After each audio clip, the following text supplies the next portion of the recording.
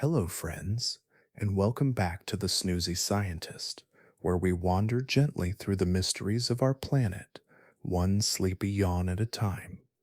I'm really glad you made it here tonight. Wherever you're tuning in from, whether wrapped beneath soft blankets, resting in a quiet chair, or letting your mind settle after a long day, this calm little space has been made just for you.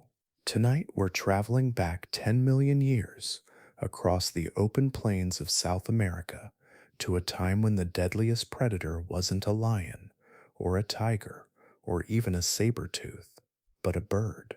Not the delicate kind that flutters outside our windows, but a towering hunter standing as tall as a basketball hoop with a skull longer than a horse's head. Scientists call them terror birds, and for good reason. For nearly 60 million years, these colossal birds ruled South America.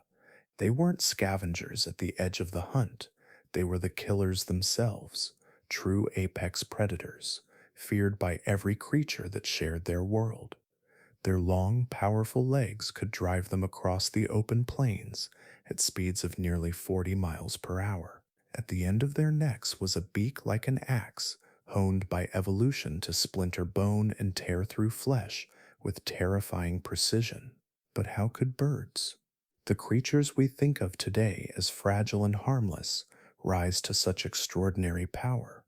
And if they were once so unstoppable, why are they gone? Did early humans ever encounter them in their last fleeting days? Tonight, we'll walk softly into their forgotten kingdom.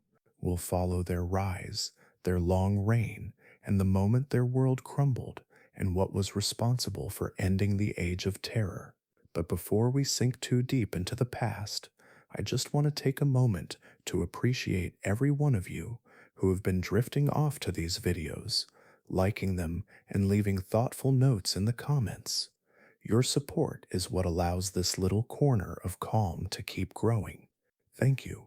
And if you feel comfortable, let me know in the comments where you're listening from tonight and what time it is there.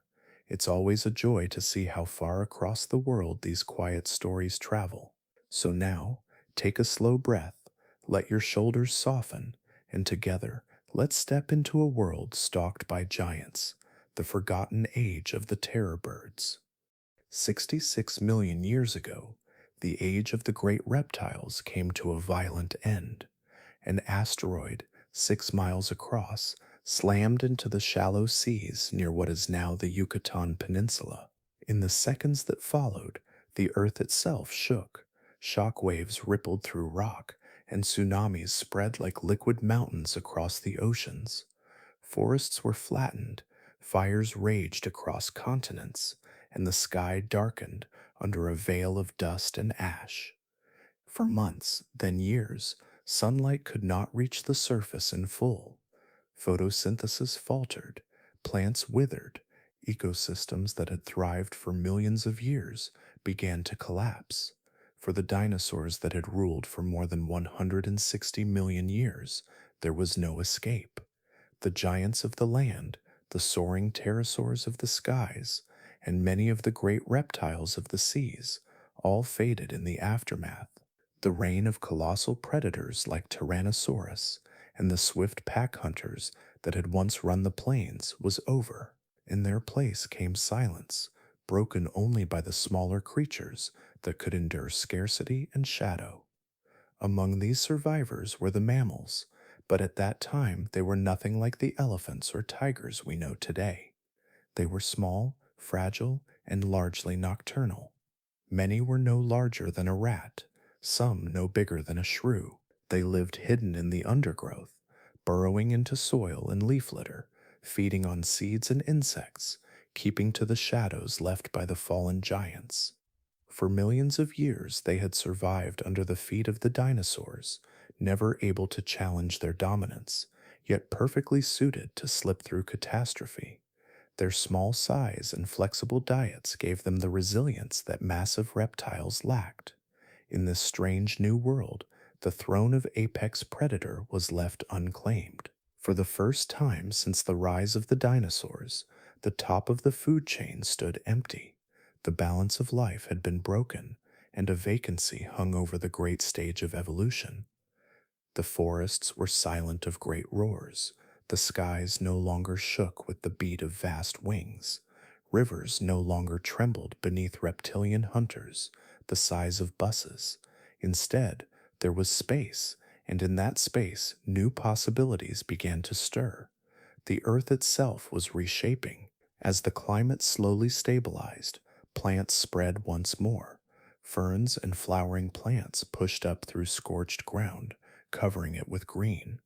Insects multiplied again, their buzzing returning to landscapes that had grown quiet.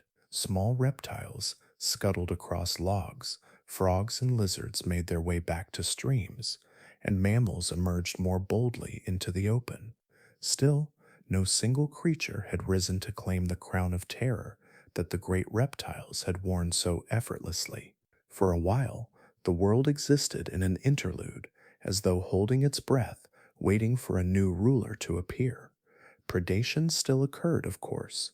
Small mammals hunted insects, snakes caught rodents, crocodiles still lurked in rivers and estuaries, but none of these hunters could dominate an entire continent the way dinosaurs once had.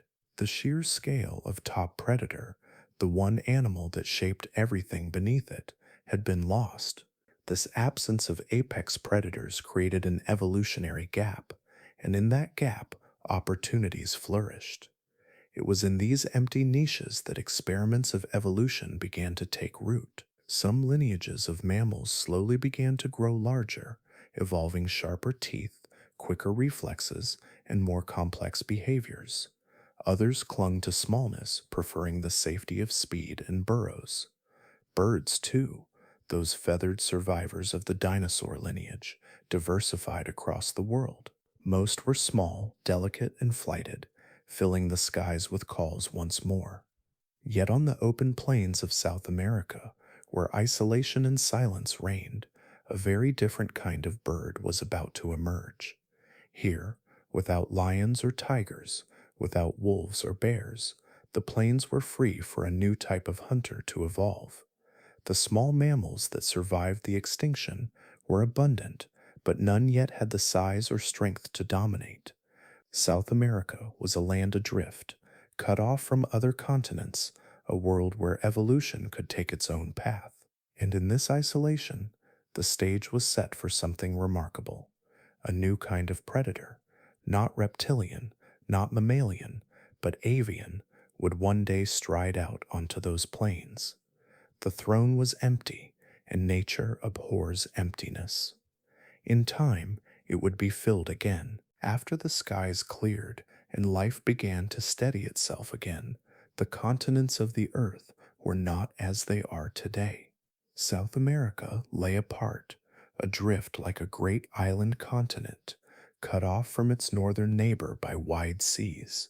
For tens of millions of years it existed in this solitude, its ecosystems developing along paths that no other place would follow. The land stretched from the steaming tropics of the equator down into cooler southern reaches, with mountains rising inland and vast plains spreading outward like seas of grass. Rivers twisted through ancient forests, their banks alive with insects, amphibians, and the steady trickle of new mammal forms that were beginning to claim their place in this new world. Isolation is a powerful force in evolution.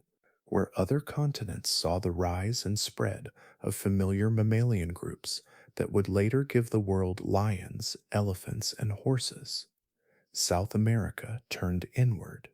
Here strange mammals flourished, unlike anything that could be found elsewhere. Armadillo-like creatures grew into giants, their backs covered in shells of bony armor. Sloths, once small and unremarkable, adapted into massive ground dwellers, lumbering slowly across the plains.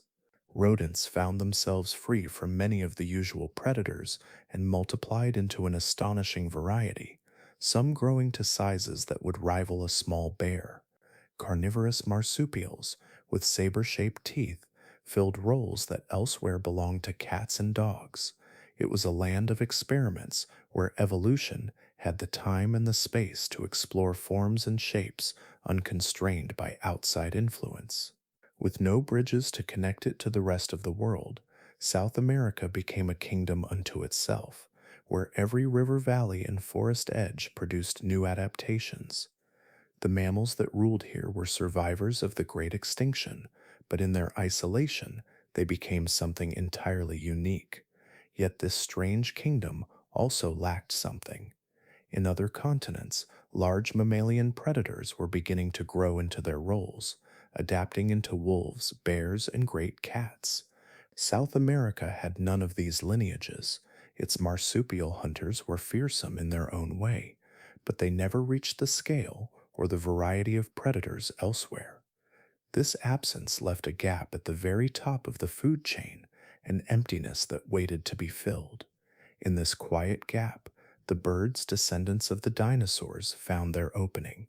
While most birds remained small and light, designed for flight, in South America some of them stayed on the ground. In the wide plains and forests, with prey abundant and rivals absent, a few lineages of birds began to grow larger. They stretched taller, their legs lengthened, their bodies adapted not for flying but for running. Their wings became stunted, no longer needed to lift them into the skies, while their beaks grew heavier and sharper. Nature was shaping them not into singers of the air, but into hunters of the land. The geography of the continent aided their rise. The Andes, still rising higher with each passing epoch, carved deep valleys and high plateaus where species could branch off and adapt to their own environments. The grasslands and savannas opened vast spaces for fast runners to pursue prey. The forest provided cover for ambush. The climate shifted over time from warm and wet to cooler and drier, but always the continent remained closed off, its natural experiments preserved behind a barrier of oceans. While the mammals of South America were indeed unusual and in some cases formidable, their evolutionary path was not toward becoming continent dominating predators. They grew into herbivores of immense size, grazers and browsers that fed in herds, or armored creatures that relied on defense rather than speed. That imbalance, herds of prey animals with few great mammalian hunters to keep them in check, created the perfect conditions for a new kind of ruler to step forward. For tens of millions of years, South America's separation kept its ecosystems distinct from the rest of the world. In this separation, birds that elsewhere remained in the shadows found the freedom to expand into roles that no other bird on Earth would ever hold. They would rise up from their modest beginnings into giants that could run down mammals, seize them in powerful beaks, and tear them apart with the force of a predator that had no equal on its continent. The land itself had given them this chance, and in the silence left by the reptiles and the absence of great mammalian hunters, they would seize it. In the long shadow of the asteroid's devastation, when the world was still reshaping itself, the Paleocene epoch began. This was a time when life tested new directions, a quieter age when the forests grew thick again and rivers wound slowly across the land. In South America, still cut off from the rest of the continents, small survivors multiplied, filling the spaces left by the vanished reptiles. Amid this changing world, a new lineage of hunters was beginning to take shape. These early hunters were birds, descendants of the smaller dinosaurs that had endured the extinction. They were not giants at first. Many were modest in size, little more than agile ground runners with sharp beaks and a taste for meat. They picked at insects, lizards, and small mammals that ventured too far from safety. Yet in the Paleocene, something in this isolated land encouraged them to grow larger. Over generations, their bodies began to change. Their wings shrank, their feathers thickened, their legs lengthened, and their beaks curved into stronger weapons. They were slowly trading the skies for the ground, abandoning flight for speed and strength. The mammals of South America at this time were unusual and vulnerable. Many were marsupials or rodent like forms, small in stature and not yet evolved into the herds and packs that would one day dominate. Without large mammalian predators to check them, the birds found little resistance as they adapted to become the continent's hunters. What began as swift, mid sized predators gradually became heavier and taller, with some reaching the height of a man and more. Step by step, trait by trait, they were scaling upward into a form that could dominate the open plains. Among the first of these rising hunters were the early Phoresracids, the ancestors of what later would be called the terror birds. Their fossils, unearthed from layers of stone in places like Argentina and Uruguay, tell a story of change written in bone. Skulls elongated, with beaks that ended in hooks like sharpened tools. Leg bones thickened, the muscles that once powered flight, now redirected into speed and pursuit on land. Each fragment discovered gives a glimpse into their transformation, as if evolution itself was sketching draft after draft of a new kind of predator. These fossils reveal more than bones, they show the beginning of a dynasty. The shapes of their skulls suggest how they struck, driving their beaks downward in swift, crushing blows. The strength of their leg bones suggests how they ran, chasing prey across open ground with a speed no mammal of the time could outrun. Even their size tells the story, for each generation grew taller, heavier, more formidable, until they were no longer just birds on the margins, but the rulers of their landscapes. It is easy to imagine those first giant birds appearing at the edge of the forests, their shadows stretching long across the grasslands as the mammals scattered before them. Their calls would have echoed over valleys that had never heard such a sound. Their eyes, sharp and unblinking, scanned the horizon not for seeds or fruit, but for movement, for the faint stir of prey. Every detail of their anatomy speaks of a lineage that was moving in one direction, toward dominance. In the Paleocene world, where South America stood apart, these early Phorescids began their rise. From small, nimble hunters, they became something far more imposing, a line of predators that would one day tower over every creature that shared their realm. Each fossil found in ancient riverbeds and rocky cliffs marks the first steps of their ascent, the opening lines of a story that would span tens of millions of years, carried forward by birds that were learning to become giants.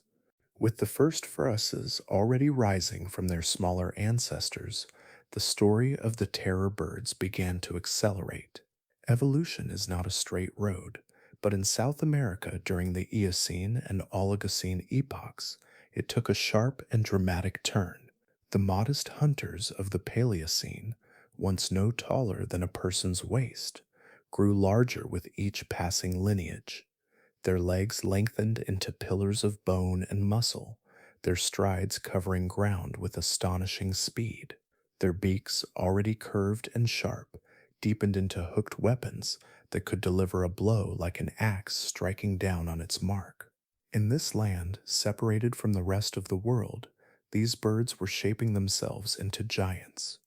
The mammals that shared the continent did not rise to rival them.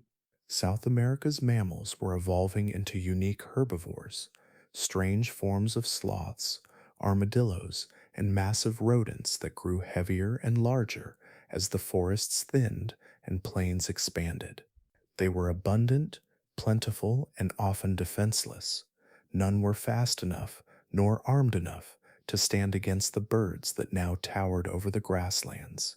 In these endless hunts, the birds refined themselves, each generation selected for swiftness, for precision, for the sheer force to subdue the prey that lived beside them. In this isolated kingdom, no mammal predator rose to share the throne. There were marsupial carnivores, sharp-toothed and quick, but they remained modest in size and confined to the shadows. They hunted the small and the vulnerable, but they could not challenge the birds that had grown taller than men and faster than horses. The terror birds filled the void left by the dinosaurs, becoming what the continent lacked, a single ruling order of predators that shaped the lives of everything around them. The fossil record paints their story in fragments. Bones unearthed from ancient sediments show leg structures built for incredible bursts of speed, with long fused tarsal bones that made their strides smooth and powerful. The skulls, preserved with their massive curving beaks, tell of a strike and retreat hunter, one that slammed its beak downward with enough force to shatter bone, then withdrew to strike again. Their eyes, set forward, gave them a hunter's depth perception, a gaze fixed upon movement in the grass. With every detail, the picture becomes clearer.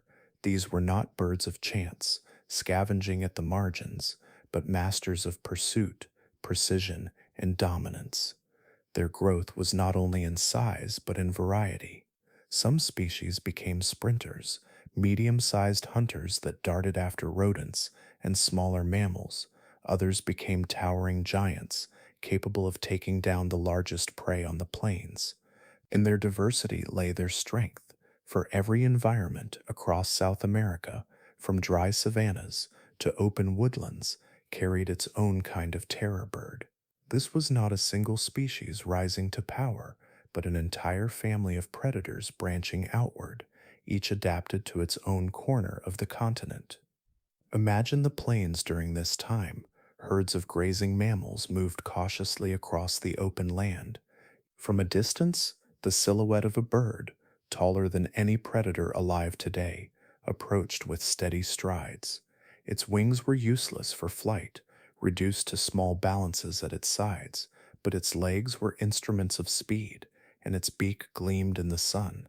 The mammals had little defense against such a hunter. Their instinct was to scatter, but the birds were faster, and their blows were merciless. For tens of millions of years, this was the order of things. The throne of apex predator, empty since the fall of the great reptiles, had been filled once more, not by a cat, not by a wolf, but by birds that had turned their lineage into something entirely new. The terror birds reigned as South America's undisputed rulers, while the mammals that shared their land evolved under the constant shadow of their presence, adapting to flee, to hide, or to endure. And yet this reign was not unchallenged forever. The world beyond South America was changing, and the continent's long isolation would not last. Forces of geology were moving, continents drifting closer, and in time the seas that separated north and south would give way to land. When that day came, the terror birds would meet rivals they had never known before. Once the terror birds had claimed the throne of South America, they did not remain a single type of predator. Evolution rarely holds still, and in this land of isolation, the family of phorusrhacids branched into an extraordinary variety of forms. Over time, the terror birds diversified into a wide range of species, each one shaped by the demands of its environment. Some grew small and swift, darting hunters of the forests and brush. Others became towering giants that strode across the plains, their presence alone enough to scatter herds of grazing mammals. In between were the medium hunters, versatile and adaptable, who thrived in the open spaces where prey was plentiful. The smallest of these birds were still far from gentle. Standing a little taller than a modern crane, they were built for speed and agility. Their legs were long and light, their steps quick, and their beaks, though smaller than those of their towering cousins, were sharp and curved for piercing flesh. They darted after rodents, small marsupials, and the young of larger herbivores, their hunts brief and decisive. These smaller phorusrhacids filled niches that elsewhere might have been occupied by foxes or jackals. They were the fleet-footed killers of the undergrowth, slipping between shadows, their sharp cries carrying through the forest as they hunted. Further into the plains, medium-sized terror birds took command. These were the backbone of the family, often standing taller than a man, their bodies built for power as much as for speed. With beaks large enough to crush bone and legs, strong enough to run down prey across open ground, they were masters of pursuit.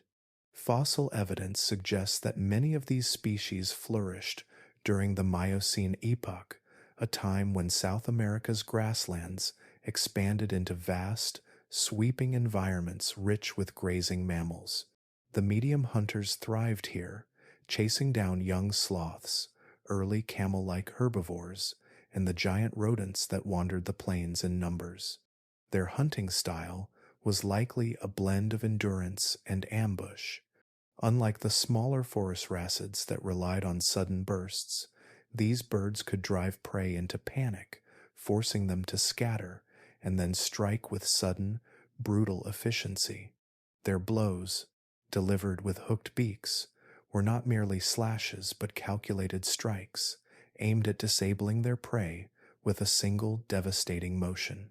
Each fossil skull, with its heavy curve and deep muscle attachments, tells the story of a predator adapted to deliver overwhelming force.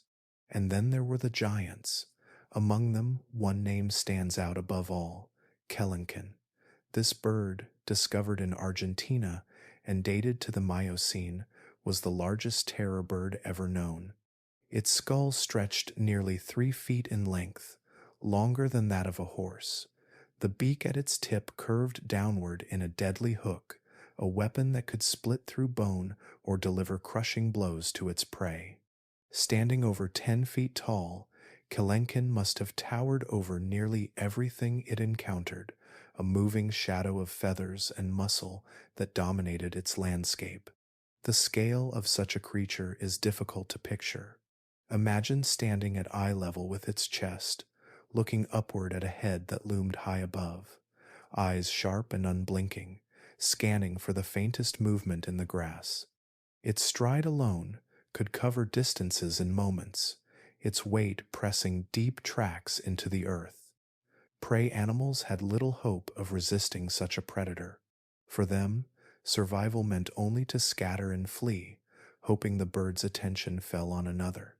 The diversification of the terror birds was not only a story of size, but of strategy. Each branch of the family adapted to a particular role. The small ones specialized in speed and precision, the medium hunters controlled the plains with balance and versatility, and the giants like Kelenken were the sledgehammers of evolution, designed for dominance. Together, they created a layered network of predators that shaped the ecosystems of South America for millions of years. The fossil sites that preserve their bones capture this variety. In the strata of Argentina and Uruguay, paleontologists uncover not a single lineage, but a whole family tree, branching in different directions, each with its own form of beak, its own length of leg, its own scale of power. These bones tell us that terror birds were not just rulers by chance, but by design, finely tuned to the opportunities of their isolated world.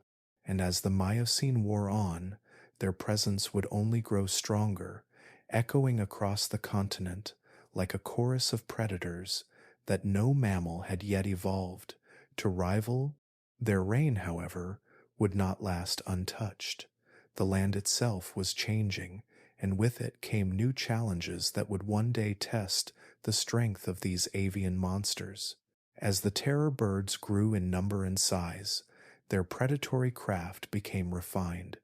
Evolution had taken the raw shape of these giant hunters and polished it, trait by trait, into a formula for dominance. Their bodies were not made for soaring through skies, but for ruling the land with precision. The wings that once belonged to flying ancestors had dwindled to stubs, while the legs had become instruments of pursuit. With strides longer than a man is tall, they could surge forward at speeds nearing 40 miles an hour. Few creatures in their world could hope to escape once those heavy steps began to close the distance. Speed alone, however, was not their only advantage. At the end of their elongated necks, balanced like a pendulum, hung a weapon unlike any other in nature. The beak of a terror bird was hooked and edged, with a tip that curved downward into a sharp point. It was not built for tearing small scraps, but for delivering crushing strikes. When a bird lunged, its beak came down like a hammer, the force strong enough to break bones or stun prey into collapse. This strike, so fast and so violent, was often repeated in quick succession, a flurry of blows that left little chance for recovery. Scientists studying the structure of their skulls have noticed deep ridges and wide attachment points for muscles, signs of extraordinary strength in the head and neck. These adaptations allowed the birds to deliver not just downward strikes, but controlled, retreating movements as well. They may have darted forward to strike, then pulled back before a struggling animal could counter. It was a style of hunting that blended the raw speed of pursuit with the precision of repeated attack. Each movement was part of a rhythm: chase, strike, retreat, and then strike again until resistance ended. The terror birds were not ambush predators in the same way that a cat crouches in the grass, nor were they pack hunters relying on group strategy. Instead, they relied on relentless pursuit, their long legs carrying them across plains until the moment came to unleash the full force of their beaks.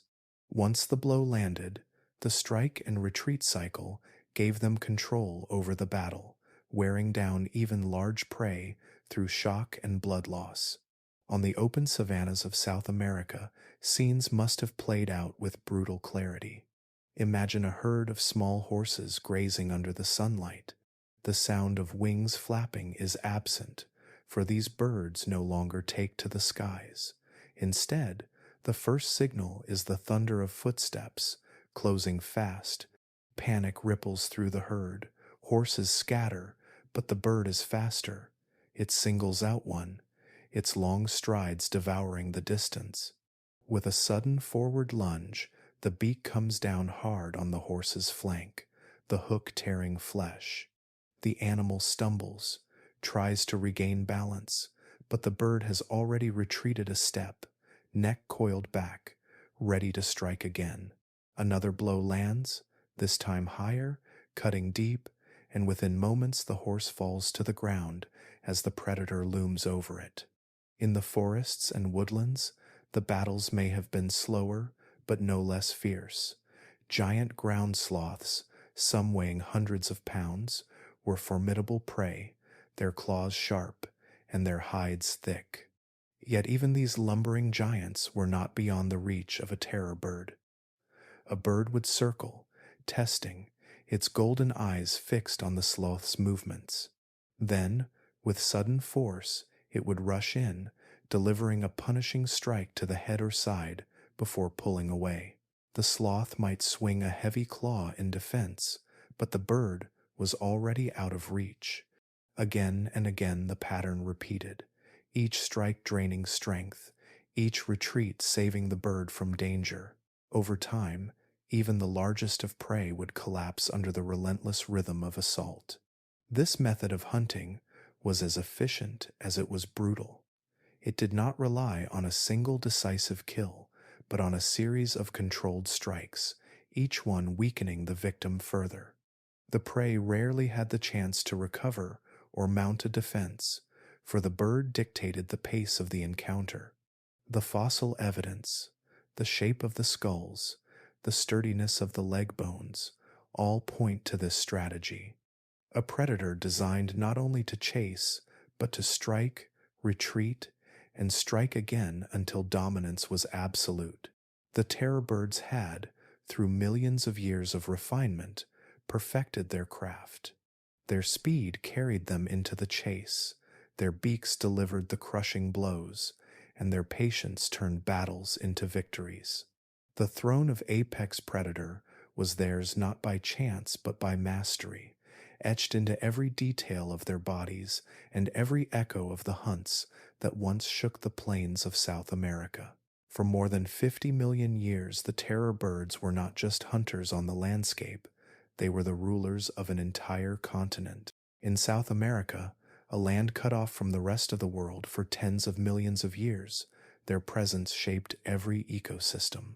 From the forests of the tropics to the windswept plains and the rising Andes, these birds stood at the top of the food chain, and everything beneath them lived in their shadow. The mammals that grazed the grasslands evolved with the constant pressure of avian hunters, small horses scattered in herds, their eyes and ears tuned to the slightest sound of heavy steps approaching. Giant rodents, some as large as bears, moved cautiously through the undergrowth, their survival depending on how quickly they could bolt for cover when danger appeared. Ground sloths, armored glyptodonts, and camel-like herbivores all lived within the reach of the terror bird's beaks.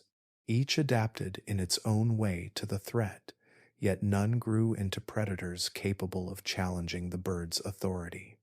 The terror birds were more than killers. They were architects of balance. Their dominance shaped the rhythm of life, deciding which species thrived and which dwindled. When herds grew too large, the birds culled them, ensuring that plants and forests were not stripped bare. When smaller mammals multiplied in the shadows, the birds kept their numbers in check. For generation after generation, the balance of South America rested on their shoulders, just as the great cats would later hold sway in Africa or the wolves in the northern forests. The fossil record preserves glimpses of this lost world. In the bone beds of Argentina, Uruguay, and Brazil, paleontologists uncover layer upon layer of evidence. Skeletons of herbivores are found marked with the cuts and fractures of violent blows, suggesting deaths at the beaks of predators. Skulls of terror birds, heavy and curved, show the evolution of their strength, each new species pushing the dynasty further. In some sites, their remains lie side by side with the creatures they hunted, as though time itself froze the moment of pursuit. These fossils tell us not only that terror birds lived, but that they dominated, their presence echoing across every corner of the continent.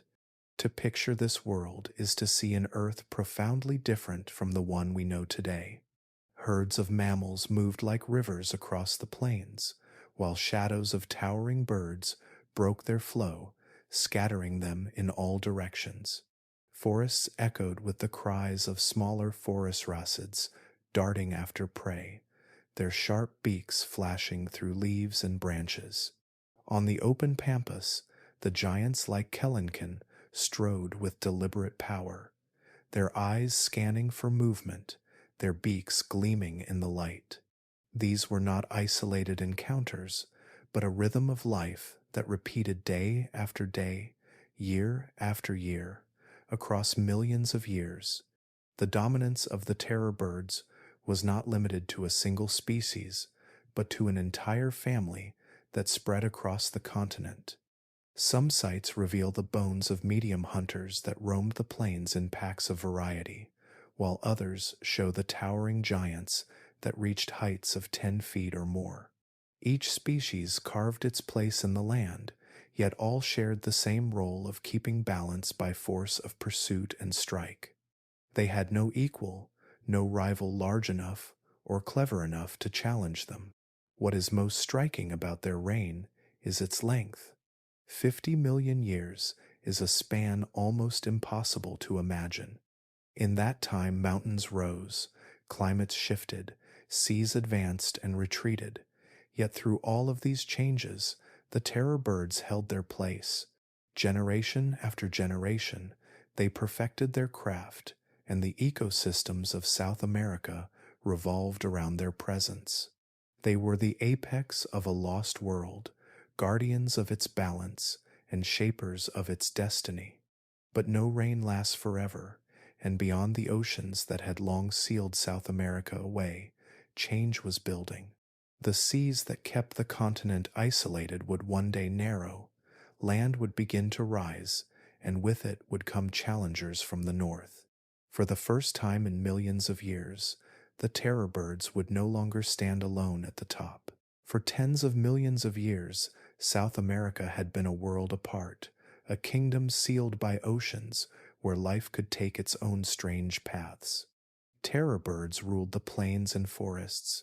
Giant rodents and armored herbivores grazed in herds, and marsupial predators lingered at the edges. This continent was an island of experiments, separated from the evolutionary dramas unfolding elsewhere, but Earth is never still. Deep beneath the seas, plates of rock were grinding and shifting, pushed by forces that never rest. Slowly, inexorably, a new bridge of land began to rise. It happened in the region we now call Central America, where two great continents nearly touched, but for millions of years remained divided by water. Volcanic activity and the steady movement of tectonic plates pushed land upward, joining fragments of islands and shallow ridges into something more solid. By about 3 million years ago, the seas closed, and a narrow strip of earth called the Isthmus of Panama emerged. With it, the isolation of South America came to an end. This moment was more than a change in geography. It was an event that reshaped life on two continents. For the first time in tens of millions of years, animals that had evolved in complete separation were suddenly able to cross. The land bridge opened corridors that funneled species north and south in a vast migration that scientists call the Great American Biotic Interchange. The impact of this meeting would echo through every ecosystem it touched. From the north, waves of mammals poured into South America. There were cats with saber-shaped teeth, packs of wolves, and swift foxes. Bears followed, along with deer, tapirs, and horses. Each group carried with it millions of years of adaptation, honed in the competitive landscapes of North America and beyond. Their arrival was like the sudden arrival of an army in a kingdom unprepared for invasion. From the south, the terror birds and other native creatures moved northward into new lands. Fossils of Titanis, one of the last great terror birds, have been found in Florida and Texas, a sign that these giants ventured far beyond their homeland. Alongside them came giant ground sloths, armadillo relatives with shells as heavy as armor, and strange marsupials that had never before seen the forests of the north. The bridge was a two-way street, carrying waves of life in both directions. The meeting of worlds was not gentle. Predators and prey that had never seen each other before were suddenly forced into direct contact. The mammals of the north, practiced in the art of competing with one another, were swift, clever, and efficient hunters. In South America, the herbivores that had lived for ages under the rule of the terror birds now faced an entirely new set of threats. They had evolved to run from tall avian hunters, not from packs of wolves or ambushes by cats. Their instincts were tested in ways they had never needed before. At the same time, the terror birds themselves encountered unfamiliar prey and unfamiliar rivals. In the open lands of the north, they may have roamed boldly, chasing down horses and deer, but they now faced competition from predators with claws and teeth. For the first time in their long reign, they were no longer unrivaled. Their speed and their crushing beaks gave them power, but they were meeting enemies that could challenge them directly. The Isthmus of Panama was a narrow strip of earth, yet it carried with it the weight of immense change. It joined two continents that had been separated since the time of the dinosaurs, and in doing so it brought together animals that had grown up in different worlds. The invasion of South America by northern mammals had begun, and the age of terror birds, long secure in their isolated kingdom, was entering a new and uncertain chapter. When the Isthmus of Panama rose and the two continents were finally joined, the traffic of life flowed both ways. Mammals moved south in waves, but South America also sent some of its own creatures north. Among them was one of the last and most formidable of the terror birds, a giant known as Titanis. This bird, towering nearly 10 feet tall, carried the legacy of its dynasty out of its homeland and into the new and dangerous lands of North America. Titanus was built for power. Its legs were massive, the bones thick and strong, with joints designed for explosive speed across open ground. Its skull was long and heavy, nearly as long as a man's torso, ending in a curved beak that hooked like a weapon. With this beak, it could strike downward in crushing blows, tearing flesh and breaking bones. In its home territory, such traits made it a ruler of the plains. But in North America, Titanis entered a world already crowded with predators. The fossils of Titanis have been uncovered in places far to the north, in Texas and Florida. These bones speak of a bird that ventured boldly into a new landscape, roaming forests and grasslands where deer herds grazed and horses galloped across the open land. The fragments of its leg bones and skull reveal not only its size but also its resilience.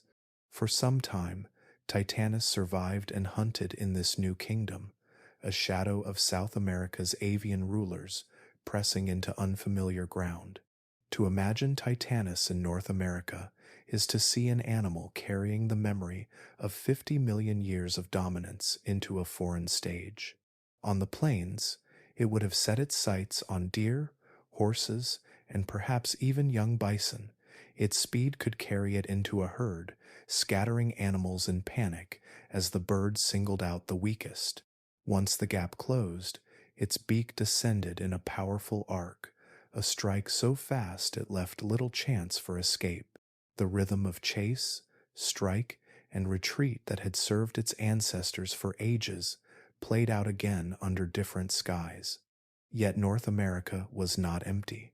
Here, Titanus found itself in direct rivalry with predators that had grown up in a crucible of constant competition. Saber-toothed cats prowled the forests, their long fangs designed for precision kills. Packs of wolves and early relatives of dogs worked together with coordination that birds had never needed. Bears, massive and strong, commanded their own territories. For the first time in its lineage, a terror bird was meeting adversaries that could strike back with equal force. The battles between Titanus and these predators must have been fierce. A clash with a saber-toothed cat would have been a contest of styles.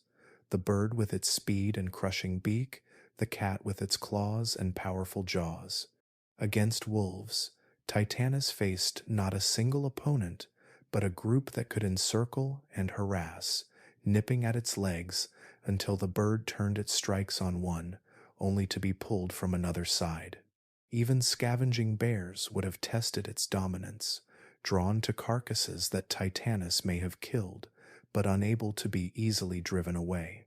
These encounters are not recorded in detail, only suggested in the bones and in the imagination sparked by them.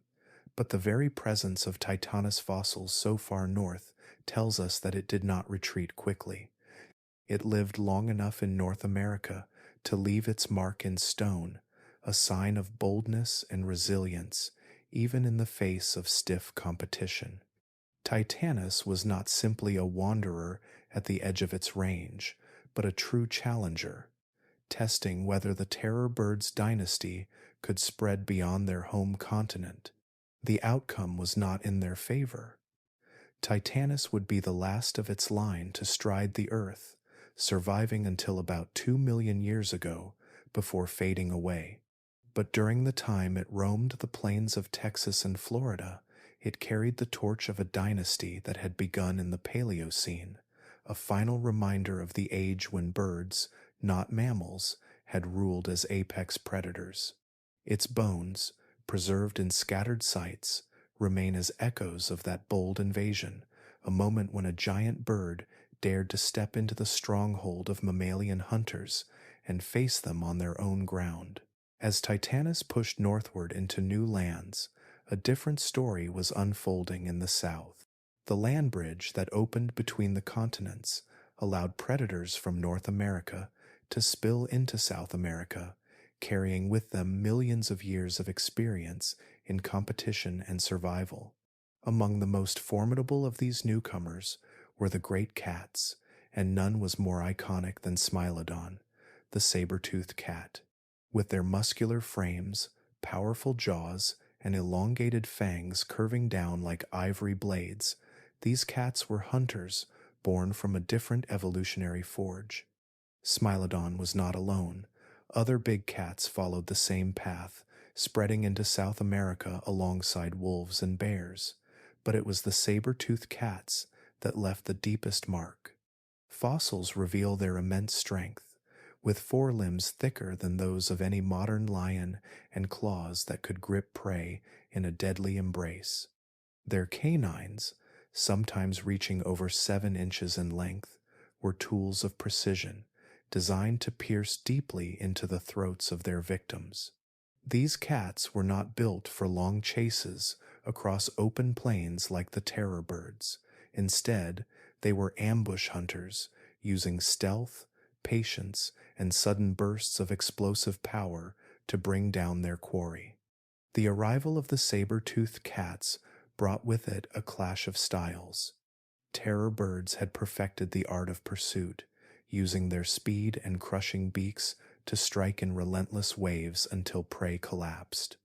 Smilodon relied on ambush, stalking quietly until the moment was right, then unleashing an attack that was swift and final.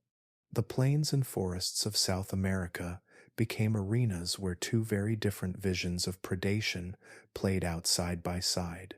One can imagine the tension in such encounters: a terror bird, towering at 10 feet, patrolling the edge of a herd of grazing mammals, scanning for weakness. Its golden eyes lock onto a target, legs ready to surge forward, neck coiled for the killing strike. But somewhere in the tall grass, hidden and silent, a saber-toothed cat waits, its body pressed low, muscles tensed, breath steady. The prey senses danger, but from which direction? In the chaos that follows, the bird might sprint forward in a storm of speed and force, while the cat bursts from cover, claws extended and jaws wide. Such clashes would not always have been direct battles between bird and cat, but competition for the same prey created inevitable moments of conflict.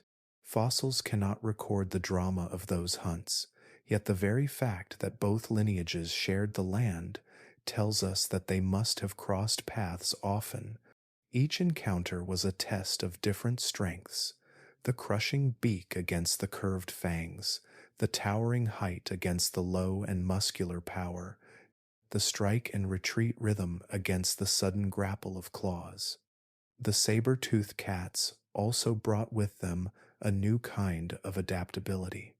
While the terror birds hunted alone, relying on their speed and strength, the cats sometimes operated in loose groups.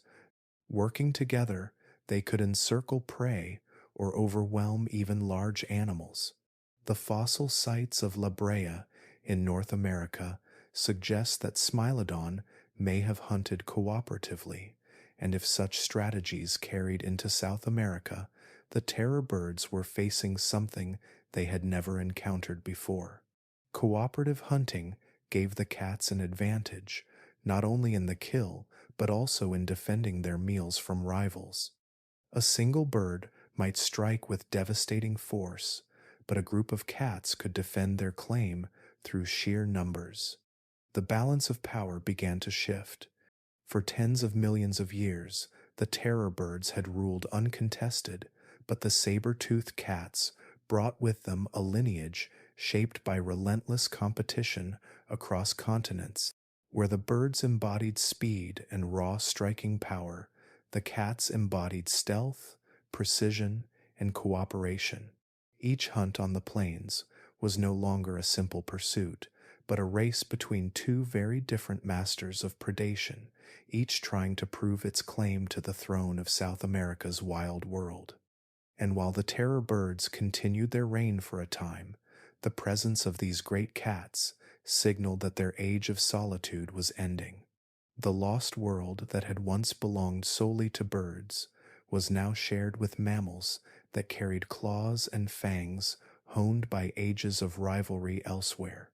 The silence that had been ruled by golden eyes and curved beaks was beginning to fill with the growls and roars of cats, setting the stage for one of the greatest competitions in the history of predators. While saber-toothed cats like Smilodon prowled into South America from the north, the continent already held a predator that looked eerily similar, though it had been shaped by an entirely different lineage. Its name was Thylacosmilus, and at first glance, it could easily be mistaken for a saber-toothed cat. It had the same long curving fangs, the same muscular frame, and the same aura of a predator built to kill. Yet Thylacosmilus was not a cat at all. It was a marsupial, a relative of opossums and kangaroos, a product of South America's long isolation, where evolution had taken a different path. This predator stood about the size of a jaguar, with a body built low to the ground and powerful forelimbs that could grasp and hold struggling prey. Its most striking feature was its teeth. The saber-like canines of Thylacosmilus were even more exaggerated than those of Smilodon, growing continuously throughout its life, protected by deep grooves in its lower jaw that acted as sheaths. These teeth curved down like twin daggers, each one capable of driving deep into flesh with precision. The skull itself was unlike that of any cat, elongated and adapted to anchor the muscles needed to drive those fangs forward. It was a design at once strange and terrifying, a predator born from nature's willingness to repeat its own experiments in entirely different ways. South America's isolation had allowed this marsupial lineage to thrive without interference. For millions of years, Thylacosmilus occupied the role of apex hunter in its environment, filling a niche that elsewhere was held by true cats. Fossil sites across Argentina preserve its remains, and in these bones, paleontologists see the clear echo of convergent evolution, where two unrelated animals evolve similar traits to solve the same problem.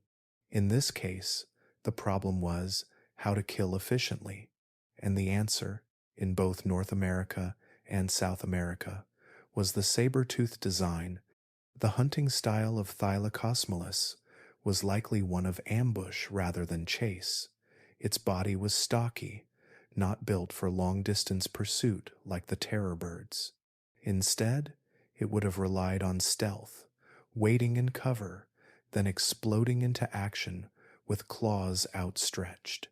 Once it had seized its prey, its powerful forelimbs held the victim in place, while the elongated canines delivered a precise and fatal bite, probably aimed at the throat or soft tissues where blood flowed quickly. Unlike the crushing strikes of a terror bird's beak, the attack of Thylacosmilus was quiet and surgical. It was a predator of shadows rather than open plains. The coexistence of terror birds and Thylacosmilus created a unique stage in South America's prehistory. Both were apex hunters, both terrifying in their own ways, yet their styles could not have been more different. Terror birds towered over the grasslands, their hunts public and dramatic, scattering herds in chaos before striking. Thylacosmilus worked in silence, a hidden figure in the forest or scrub, launching itself in sudden bursts at unsuspecting prey.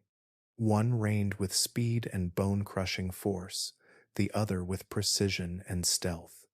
Nature has often repeated itself across different lands, producing creatures that resemble one another even when their ancestry is worlds apart. The marsupial Thylacosmilus and the placental Smilodon are among the clearest examples of this phenomenon. They never shared a common saber-toothed ancestor. Instead, the pressures of predation sculpted them into similar forms, each finding the saber-tooth solution in its own way. It is as if evolution, given enough time and isolation, returns to familiar ideas, reshaping them in new bodies. For millions of years, Thylacosmilus thrived in South America, holding its place as one of the continent's dominant predators. Fossils suggest that it endured until the arrival of new mammalian competitors from the north, when the land bridge broke its isolation. Its decline marks one of the many turning points in South America's story, where native lineages gave way to newcomers. Yet in its time, Thylacolus stood as proof of nature's creativity, a saber-toothed hunter born not from cats, but from marsupials, stalking the same prey as the terror birds, yet following a path entirely its own. The presence of such a predator, so familiar in shape but so alien in origin, shows how strange and varied the experiments of evolution can be. In South America, a continent already ruled by giant birds, armored herbivores, and massive rodents, the marsupial saber-tooth added another layer of wonder.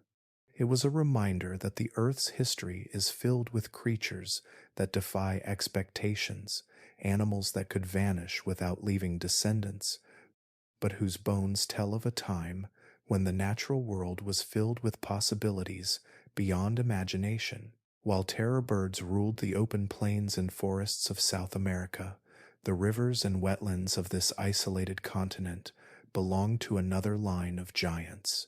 Hidden beneath the dark waters, patient and silent, lived crocodilian monsters unlike anything seen today. The most fearsome of these was Purosaurus, a giant caiman that grew to lengths of nearly 40 feet, longer than a bus, and weighing several tons. Its skull alone stretched more than 5 feet, armed with thick, conical teeth, designed not for slicing but for crushing. With one explosive lunge from the water, it could seize prey as large as a horse and drag it beneath the surface in an instant. The presence of Purosaurus meant that the rivers and lakes of South America were no less dangerous than the plains above them. Fossil evidence shows that this massive predator prowled the waterways of the Miocene epoch, about 8 million years ago. In the wetlands of the Amazon basin, rivers ran wide and slow, their banks thick with vegetation. Herds of mammals came to drink at the edges, and terror birds themselves may have wandered too close. For any creature stepping into that water, the risk was immense. Purosaurus was not just large, it was built for domination. Its bite force has been estimated among the strongest of any animal that has ever lived, capable of breaking bones with a single snap. Unlike the strike and retreat tactics of the terror birds, Purosaurus relied on ambush. It remained motionless for hours, its nostrils just above the surface, until the moment came to surge forward. Its immense jaws clamped shut with irresistible power, and the victim was pulled into the depths where the struggle would end in silence. The waterways of South America during this time can be imagined as parallel kingdoms. On the land, the terror birds reigned, their speed and crushing beaks shaping the balance of life. But in the rivers, Purosaurus ruled without equal, its massive body gliding beneath the surface, its eyes and snout breaking the water only briefly before sinking again. Birds and crocodiles rarely competed directly, for their worlds rarely overlapped, yet their dominions bordered each other at every riverbank. When a herd of grazing mammals moved across the plains, they risked the terror of a bird's pursuit. When they sought water to drink, they risked the ambush of a giant caiman. Survival in this world was a matter of navigating two predators, one from the land and one from the rivers, each as deadly in its own way. The fossil remains of Purosaurus tell a story not just of size, but of ecological power. Its bones have been found alongside the remains of turtles, fish, and mammals, suggesting a varied diet. It likely fed on whatever wandered into reach, from aquatic creatures to land animals that came too close to the water's edge. Some fossils show bite marks that match the immense teeth of Purosaurus, traces of encounters that ended swiftly and violently. Even other crocodilians, smaller relatives, may have been prey for this behemoth. The coexistence of Purosaurus and the terror birds reveals a South America where apex predators divided the world between them. Neither dominated the other, but both commanded absolute power in their respective realms. It was a balance etched into the landscape itself. On the plains, feathers and talons kept order. In the rivers, scales and teeth held sway. For millions of years, this dual dominance shaped the continent, forcing every other creature to live within the boundaries set by bird and crocodile. To imagine standing on the edge of a Miocene river is to sense that dual presence. The plains behind are patrolled by towering birds, their shadows stretching across the grass. The water ahead is calm, yet beneath the surface lies a predator larger than anything alive today, waiting in perfect stillness. In that stillness is the reminder that South America was once a continent where life could be ended in an instant, whether from the skies above or the waters below. And while Purosaurus eventually faded from the rivers, replaced by smaller crocodilians more like those we know today, its time marks one of the most extraordinary chapters in the story of predators. For a while, South America was not only the land of terror birds, but also the realm of crocodile monsters, each reigning in their own domain, their presence woven into every movement of the animals that tried to survive between them. For tens of millions of years, the plains of South America had been the perfect stage for the terror birds. Wide grasslands stretched for miles, open spaces where speed and power were rewarded. Herds of grazing mammals spread across these savannas, and towering birds stalked them with eyes sharp as amber and beaks curved like axes. It was in this setting that the birds perfected their craft, their long legs carrying them in relentless pursuit, their blows delivered with the certainty of an apex predator. But Earth itself never stands still. The same slow forces that had once given the terror birds their kingdom began to change it, reshaping the land beneath their feet. During the late Miocene and into the Pliocene, the climate shifted. Patterns of rainfall changed, seasons became less predictable, and in many regions forests began to spread. What had once been vast plains of open grass slowly transformed into dense woodlands and thickets. The endless sightlines of the pampas narrowed into shaded groves. Trees rose higher and spread their canopies, creating cover where none had existed before. The rhythm of life across the continent began to follow the shade of forests rather than the sweep of grasses. For predators that had been built for open speed, this was a challenge. Terror birds were sprinters, their legs long and muscular, their strides meant to cover wide distances in moments. They hunted by sight, chasing prey across open land where their speed gave them every advantage. In forests, those strengths were blunted. A sprinting giant bird found itself blocked by trunks and tangled roots. Its vision, once able to scan far across the plains, was cut short by shadows and foliage. Even their strike and retreat hunting style became less effective when prey could vanish into thickets before the bird could deliver a second blow. The mammals, however, adapted quickly. As forests spread, new browsers flourished among the trees, feeding on leaves and shoots. Many grew smaller, more agile, darting between cover where giant birds could not follow. Others became skilled climbers, using branches to escape the reach of beaks that could not follow them upward. Even the herd animals of the plains adjusted, shifting to more wooded environments where their smaller size and speed made them difficult targets. The balance that had favored terror birds for so long began to tilt. Their prime hunting grounds, the open grasslands where they had thrived, were shrinking. Fossil sites from this period show a decline in the variety of terror bird species, a sign that fewer environments could support them. Where once they had diversified into small, medium, and giant hunters, now their roles grew narrower. The forests had given new opportunities to mammals, but they had taken them from the birds. In this changing world, predators that relied on stealth had the upper hand. Saber-toothed cats, with their ambush tactics, found the new woodlands well suited to their methods. They could lie in wait among the shadows, pounce with claws extended, and bring down prey in sudden silence. Marsupial predators also lingered, using the thickets to stalk unseen. The terror birds, though still powerful, began to lose the one advantage that had carried them for millions of years. The climate shifts were not sudden disasters, but slow, steady changes that unfolded over hundreds of thousands of years.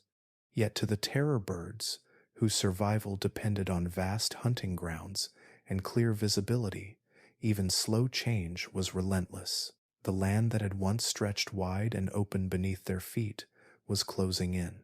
The kingdom of grass and speed was becoming a world of shade and ambush, a stage where their towering bodies and sprinting legs no longer fit as perfectly as they once had.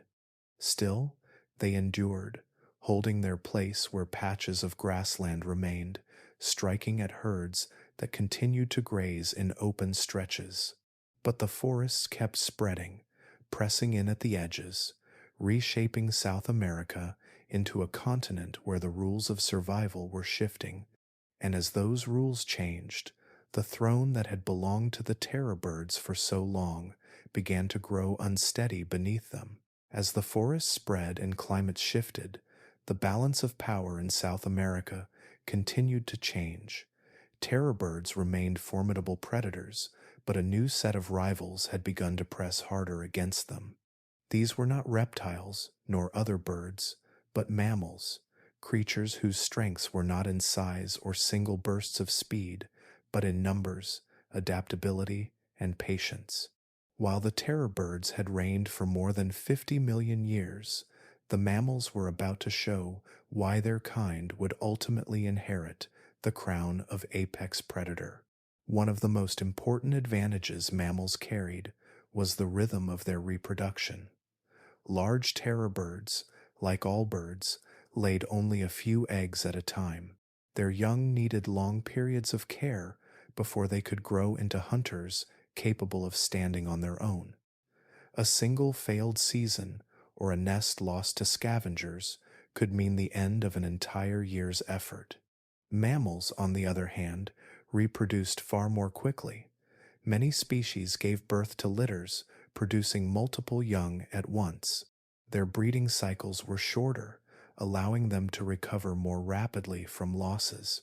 Over generations, this meant that mammals could expand their populations with a speed that no bird could match. Reproduction was only the beginning. Mammals were also changing the very rules of predation. Terror birds were solitary hunters, relying on their height, speed, and crushing beaks to subdue prey in single confrontations. Mammals brought with them something entirely new, the ability to cooperate in groups.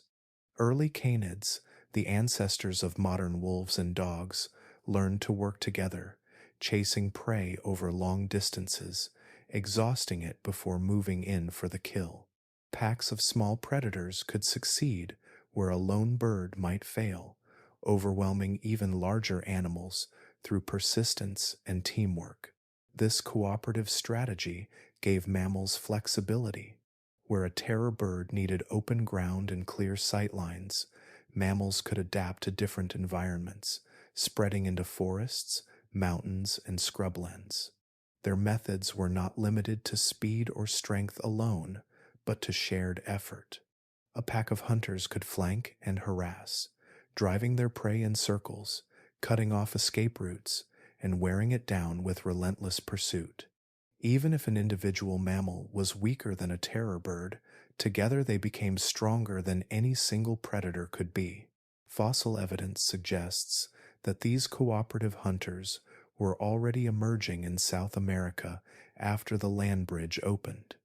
Dogs, foxes, and other carnivores migrated south, bringing with them not only sharp teeth, but the ability to hunt as units.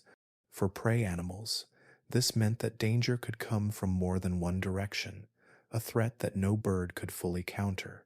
And while terror birds could kill with sudden bursts of violence, their hunting was a solitary performance. When faced with coordinated rivals, their style became less effective. Adaptability was another advantage mammals carried. Birds, once they had grown massive and flightless, were limited by their bodies. They were fast, but only in short bursts. They were strong, but only at close range. Mammals, however, came in countless forms. Some were ambush hunters, others were sprinters, and still others could endure long chases that drained their prey of strength. Their diets were equally varied, allowing them to thrive in ecosystems where food was scarce. With every shift in climate, every spread of forest or retreat of grassland, mammals proved better at finding a way to endure. The slower pace of bird evolution made these changes even harder to resist. Once the terror birds had committed to their role as giant, flightless hunters, their bodies could only change so much.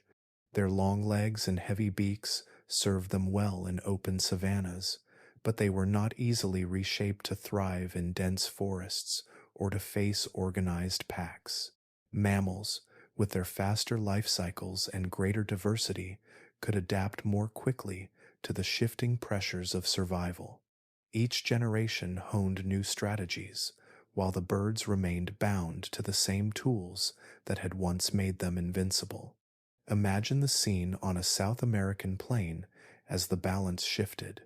A terror bird chases a young camel-like mammal, its strides pounding the ground, its beak poised to strike.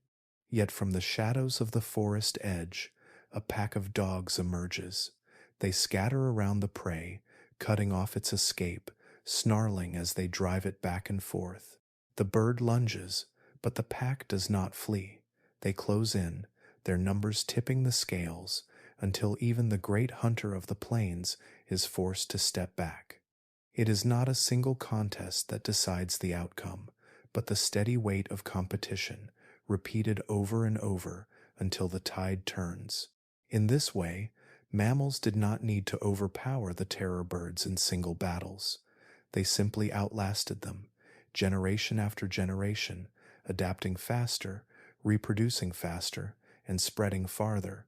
The throne that had once belonged to birds alone was slowly slipping from their grasp, passed into the hands of creatures that thrived by working together and multiplying in numbers the birds could never match. For millions of years, the terror birds had been the rulers of South America, their shadows stretching long across the plains, their golden eyes fixed on herds that scattered before them.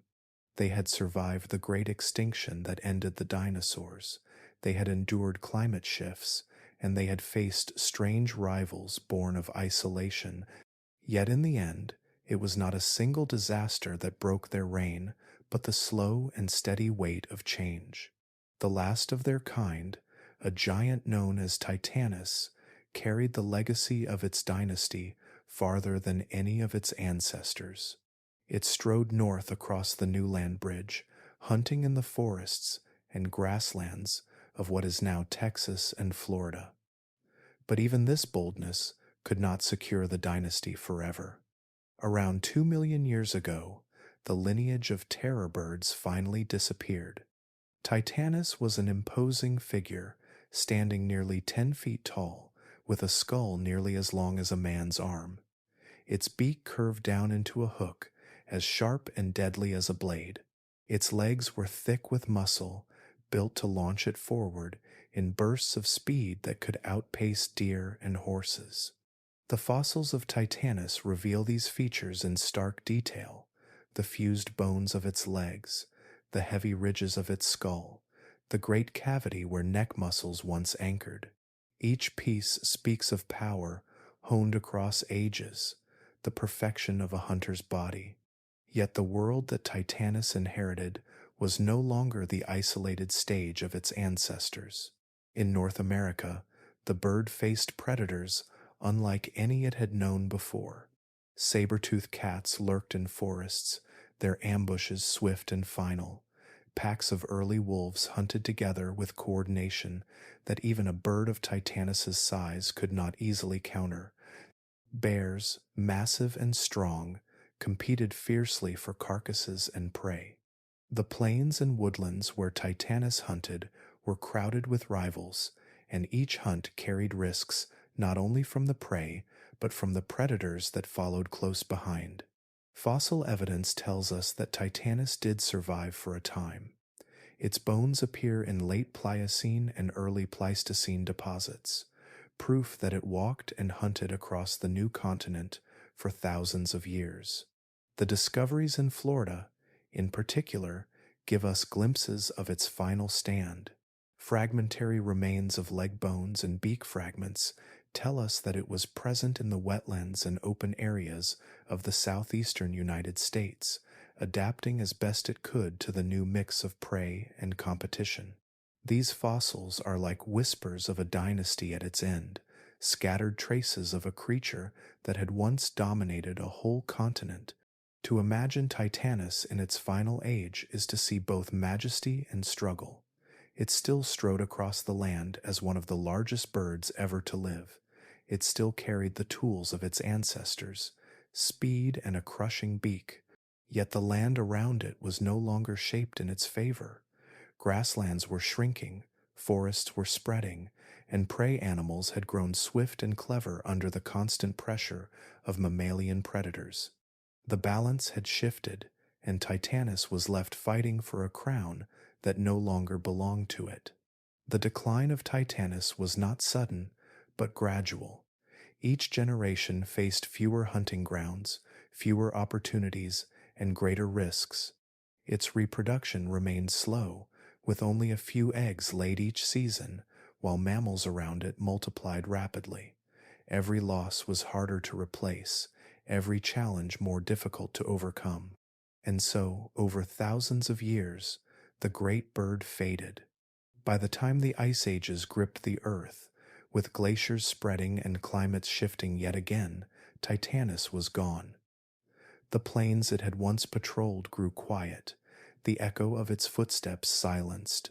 All that remained were the bones buried in ancient sediments, reminders of a time when birds, not mammals, held the throne of predator. These fossils stand as the last chapter of their dynasty, the record of a lineage that rose in the Paleocene, flourished for 50 million years, and made its final stand in the shadow of new rivals. In Titanis, the story of the terror birds reached both its greatest distance and its end. It was the boldest of its kind, carrying the rule of the birds beyond the borders of South America, yet it was also the last, the one that walked into a world where the throne of apex predator had already passed to others. Its disappearance marked the close of an age, leaving silence where once there had been the thunder of giant strides and the sharp cry of a hunter scanning the plains. When the last of the great terror birds, Titanis, faded from the land around 2 million years ago, the earth was already entering a new chapter. Glaciers advanced and retreated in rhythm with the ice ages, reshaping climates and pushing species to adapt in order to survive. At the same time, a new kind of creature was beginning to rise in Africa. These were the early hominins, upright walkers with hands free to shape tools and minds capable of imagination. Their world and the world of the terror birds nearly touched, separated by time spans so narrow in the language of prehistory that it invites a haunting question. Did humans, or our close ancestors, ever look into the eyes of one of these avian giants? The fossil record places the extinction of Titanis at roughly 2 million years ago. At that point in Africa, species such as Homo habilis were already chipping stones into tools, scavenging and hunting across the savannas. A little later, Homo erectus would emerge, ranging farther, building fires, and pushing out of Africa into Asia. The timelines overlap in intriguing ways. While the birds had already vanished from South America and North America, hominins were rising on another continent. The two stories brushed close together, like lines on a map that almost meet but do not quite cross. Yet the absence of direct contact does not silence the wonder. Prehistoric humans did not encounter Titanis itself, but the echoes of such creatures might have rippled into their myths. Across human cultures, there are stories of giant birds, predators large enough to carry off people or livestock, beings that ruled the skies or stalked the earth. The Roc of Arabian Tales, a bird so vast it could lift an elephant. The thunderbird of North America, with wings that shook the heavens when it flew. Legends from the Amazon of ground birds taller than men, chasing hunters through the forests. None of these can be traced directly to terror birds, yet they share the shadow of memory, as if the human imagination preserved glimpses of an older world. It is not difficult to see how such echoes might form. In South America, indigenous peoples would have discovered the fossilized bones of terror birds long before paleontology gave them names. A skull the size of a horse's, with a beak shaped like a weapon, unearthed from stone or soil, would stir awe and fear. Such finds might seed tales of monstrous birds that once ruled the land, their presence woven into oral traditions. In North America, the bones of Titanis discovered by chance could inspire similar legends, passed down through generations before they were written down by outsiders. Even in regions where terror birds never lived, the imagination of early humans was shaped by encounters with large, powerful birds. Ostriches in Africa, cassowaries in New Guinea, and emus in Australia all stand taller than men and can deliver dangerous kicks with their legs. To early humans, these living giants may have been reminders that the world was once filled with even more formidable avian hunters. The line between real animals and the creatures of legend is often thin, blurred by memory, fear, and the power of storytelling. The question of whether our species ever directly met a terror bird remains unresolved, though the evidence suggests the birds were gone just before humans began to spread widely. Yet the closeness of their timelines leaves room for mystery. Fossils continue to be uncovered, and dating methods grow ever more precise.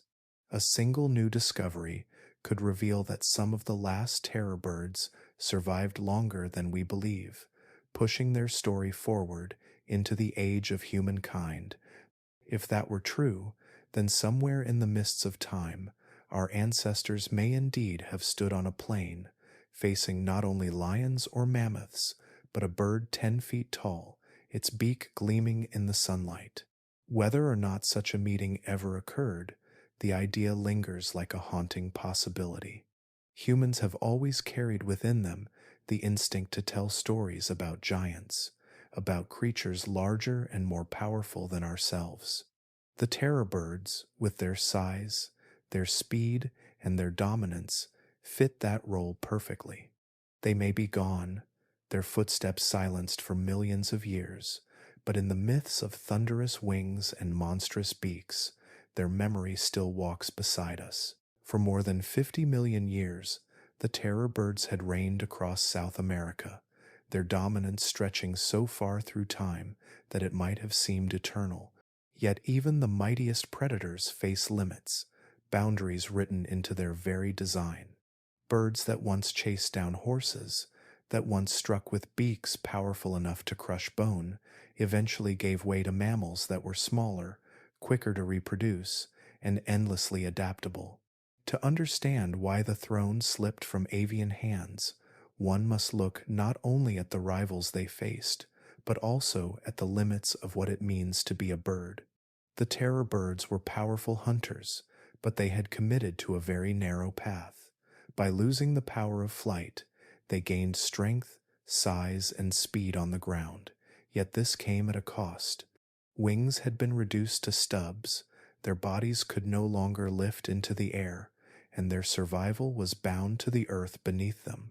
This meant that their success depended on open plains, on space to run, and on prey that could be subdued by speed and striking force. When climates shifted and forests expanded, their bodies could not change quickly enough to meet the new demands. Evolution had locked them into a form that was perfect for one kind of world but ill-suited for others. Mammals, by contrast, carried no such restrictions. They came in countless shapes and sizes, from small scavengers to giants that rivaled elephants. Some evolved into sprinters, others into ambush hunters, and still others into pack predators that used cooperation instead of raw force. While the terror birds relied on a single style of hunting, mammals explored every possibility. They took to the trees, the rivers, the plains, and the mountains, adapting with a speed that birds could not match. Each shift in climate opened new niches, and mammals filled them quickly. Another limit lay in the way the terror birds reproduced. Like all birds, they laid eggs, often only a few at a time, and their young required long periods of care before they could survive on their own. Any nest lost to predators or storms was a devastating blow. Mammals, however, gave birth to live young and often produced multiple offspring at once. Their breeding cycles were shorter, allowing their populations to recover faster after losses. Over generations, this difference meant that mammals could expand into new territories and respond to changes with a resilience that birds lacked. The structure of the avian body also imposed limits. Though their legs were powerful, they were designed for sprinting, not for endurance. Terror birds could overwhelm prey in short bursts, but they could not run down animals over long distances. Mammals such as early canids developed endurance hunting, chasing prey until exhaustion brought it down. Others refined ambush tactics, springing from cover with claws and teeth in attacks that were just as deadly as the bird's crushing beak. These different strategies allowed mammals to hunt in forests, deserts, and icy plains, while the birds remained tied to the open spaces where their speed mattered most. There was also the matter of intelligence. While terror birds were surely cunning predators, mammals developed increasingly complex behaviors. Some hunted in coordinated packs, others used problem-solving skills to outwit prey or to defend themselves against larger hunters. Over time, this behavioral flexibility allowed mammals to adapt not only in body but in mind. They could adjust to new prey, new landscapes, and new challenges in ways that birds, bound by instinct and specialization, struggled to match. As the ice ages came and went, the pressure only increased. Mammals spread further, multiplied faster, and developed more varied forms. The terror birds remained formidable, but the world around them was changing in ways they could not keep pace with. Their size, once a symbol of dominance, became a disadvantage in dense forests and shifting climates. Their speed, once unmatched, was outmaneuvered by coordinated packs and ambushes. Their reproduction, once steady enough in stable environments, faltered against the rapid growth of mammalian competitors. In the end, the fall of the terror birds was not the result of weakness, but of limits. They had pushed the avian body to its extremes, becoming hunters as powerful as any that walked the earth. Yet evolution had written boundaries into their design. When the world changed, mammals proved more versatile, more adaptable, and more resilient. The throne was not stolen in a single battle, but yielded slowly, over millennia, as one lineage flourished while another could not bend quickly enough to survive. What remains today are their bones, their echoes in the soil, reminders of a time when birds were the lions of their world. Their loss tells a deeper truth that no form of dominance lasts forever, and that survival belongs not to the strongest alone, but to those who can adapt when the earth shifts beneath them. Though the age of the terror birds ended more than 2 million years ago, their story does not vanish entirely. A faint thread remains woven into the living world, a reminder that even giants leave behind echoes. That thread can be found in the Seriemas, birds that still wander the grasslands of South America today. They are smaller, delicate compared to their towering ancestors, yet in their movements and their hunting style, they carry the unmistakable memory of a dynasty that once ruled with speed and power. Seriemas are slender, long-legged birds, standing a little over 3 feet tall, with feathers in shades of tan and gray that blend into the open country they prefer. Their bodies are built for running more than flying, just as the terror birds were. Though they retain the ability to take to the air, their flight is clumsy and brief. Instead, they dash across the ground with surprising speed, using their strong legs to chase down prey. Watching them sprint across the grasslands is to see, in miniature, the shadow of the giants that once thundered across the plains. Their hunting behavior reveals even more of this lineage. Seriemas feed on small animals such as lizards, snakes, insects, and rodents, but the way they dispatch their prey is strikingly similar to the methods of their ancestors. When a Seriema catches something in its beak, it does not simply swallow it whole. Instead, it lifts the prey high and slams it against the ground, over and over, until bones break and movement ceases. This strike and crush technique is a scaled-down version of the terror bird's attack, a living echo of the axe-like blows once delivered by beaks the size of swords. In this behavior, paleontologists see a rare connection between past and present. Most lineages vanish without leaving such visible traces, but Seriemas preserve not only the bloodline, but also the habits of their formidable relatives. To observe them is to glimpse a fragment of how the terror birds may have behaved millions of years ago. The difference lies only in scale: a small rodent instead of a horse, a snake instead of a sloth. Yet the mechanics are the same, a timeless method of subduing prey that evolution shaped long before the first humans ever walked the earth. The Seriema's world is also reminiscent of the landscapes where their ancestors thrived. They roam the open fields and savannas of Brazil, Argentina, and Paraguay, environments where running serves them better than flying. Their long legs allow them to cover ground quickly, while their sharp eyes scan for the faintest movements. When alarmed, they prefer to sprint rather than take to the sky, just as the terror birds once did. Even their calls, loud and carrying across the grasslands, evoke the eerie presence of larger birds that once announced their dominance over the plains. For scientists, Seriemas are more than curious survivors. They are windows into an ancient way of life. By studying their behavior, researchers gain hints about how the terror birds may have stalked and subdued their prey. The repeated slamming of a captured animal, the reliance on speed rather than flight, the preference for open landscapes. All of these traits suggest that what we see in Seriemas today are not entirely new, but inherited strategies refined by time. There is something almost haunting about this continuity. The terror birds are gone, their bones resting in stone and sediment, their reign remembered only in fossils. Yet in the living stride of a Seriema, in its swift chase across the grass and the brutal slam of its beak, the story continues in whispers. These small survivors carry the echoes of giants within them, a reminder that the past never truly disappears, but lingers in unexpected forms.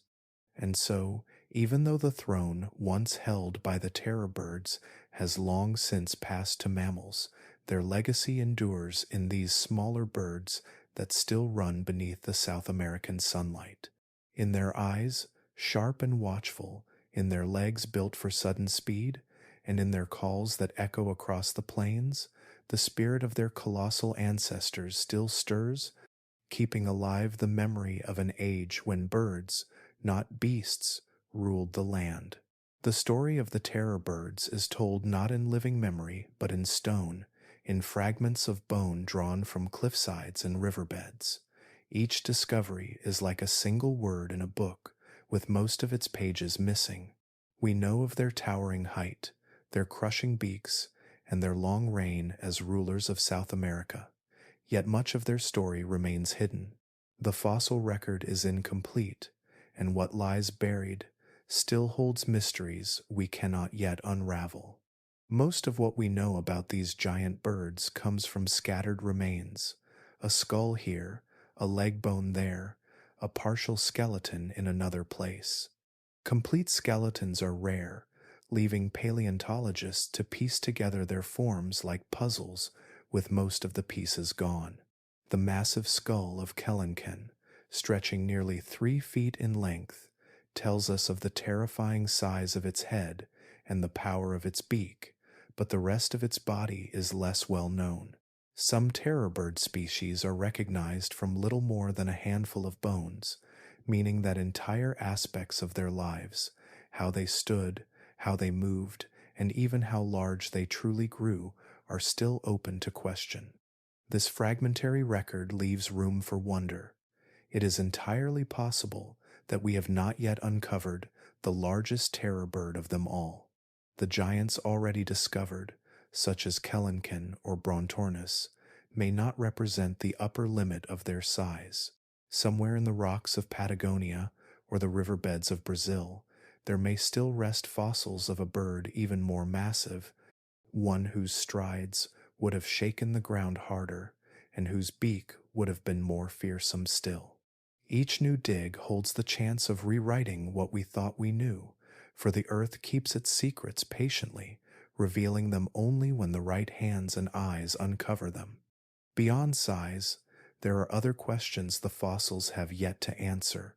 How exactly did terror birds hunt? Their skulls suggest a strike and retreat style, slamming their beaks down and pulling away before striking again, but bones alone cannot capture the full picture of behavior. Did they hunt alone, or did some species work together, driving prey into the path of others?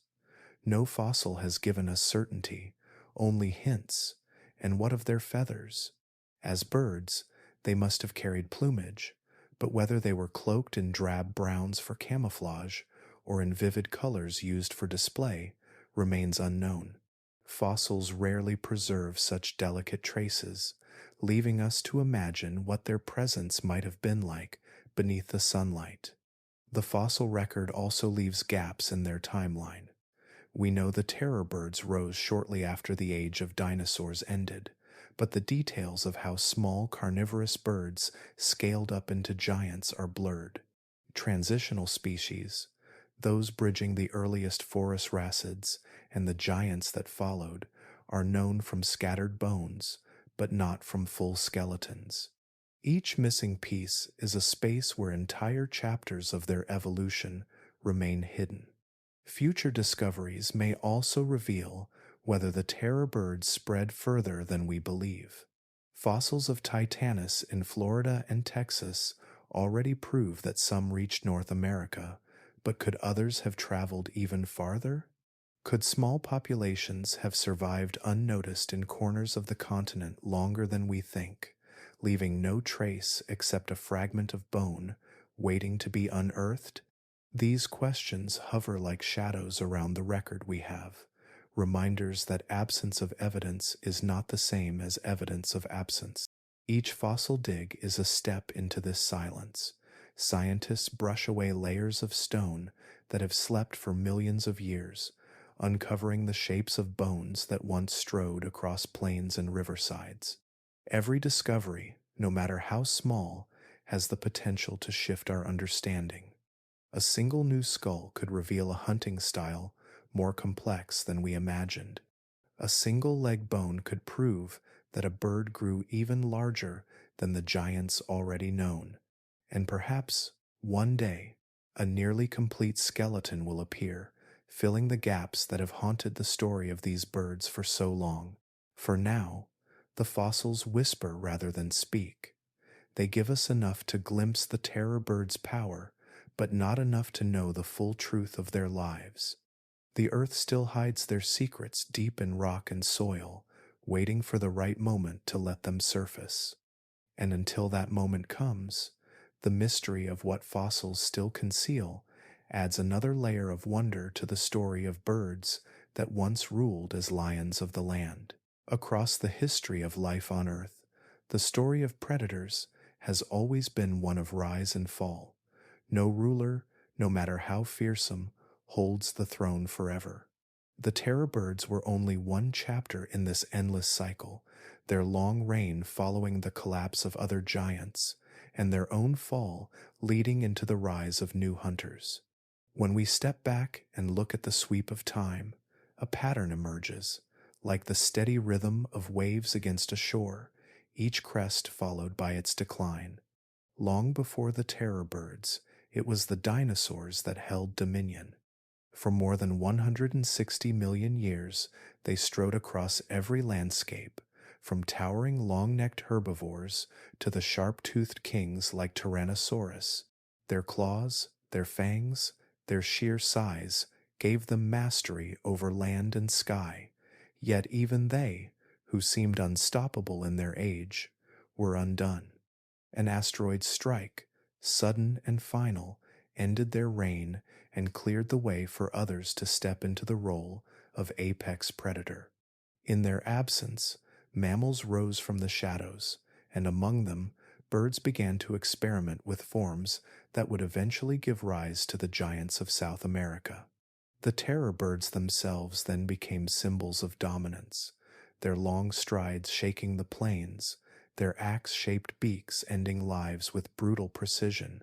For tens of millions of years, they seemed unshakable. Their isolation on a continent of their own gave them space to expand, diversify, and rule without rivals. Yet their dominance, too, was temporary. Climate shifted, forests spread, and new predators pressed against their borders. Saber-toothed cats and packs of wolves arrived, their claws and teamwork challenging what had once gone unchallenged. And as the throne of apex predator slipped from the terror bird's grasp, it became clear that their time had been only a chapter, not the story entire. The saber-toothed cats seemed for a while to be the next rulers, with fangs that curved like ivory knives and bodies built for strength and ambush. They claimed their place at the top of ecosystems across the Americas and beyond. Smilodon, the most famous of them, was a hunter that commanded respect even long after it vanished, its bones telling of raw power. But their rule also came to an end. As the ice ages advanced and retreated, the prey they relied on grew scarce, and the cats that had once been supreme slowly faded, leaving behind only fossils as reminders of their grandeur. The cycle is clear. Dinosaurs rose, ruled, and fell. Terror birds emerged, strode across the land, and were dethroned. Saber-toothed cats seized their moment, only to vanish as well. At every stage, new predators filled the vacuum left behind, shaped by the challenges of their time. None endured forever, yet each left its mark, its story etched into stone and bone. This pattern tells us something deep about life itself, that dominance is never permanent, that survival is always temporary, and that change is the only constant. When we look at the world today, with lions prowling the African savannas, tigers haunting the forests of Asia, and orcas hunting in the oceans, we see the latest holders of the crown. They feel permanent in our eyes, as if their rule will stretch on without end, but the fossils whisper otherwise. They remind us that every predator is bound to the same cycle, that even the fiercest hunters are only renting the throne until the earth shifts again, bringing new challenges and new rulers. And so, the story of the terror birds becomes part of a greater rhythm, a reminder that every age has its monsters, and every age sees them fall. The rise and fall of predators is not just history, it is the heartbeat of evolution itself, steady and unending, carrying the memory of all who once walked at the top of the world.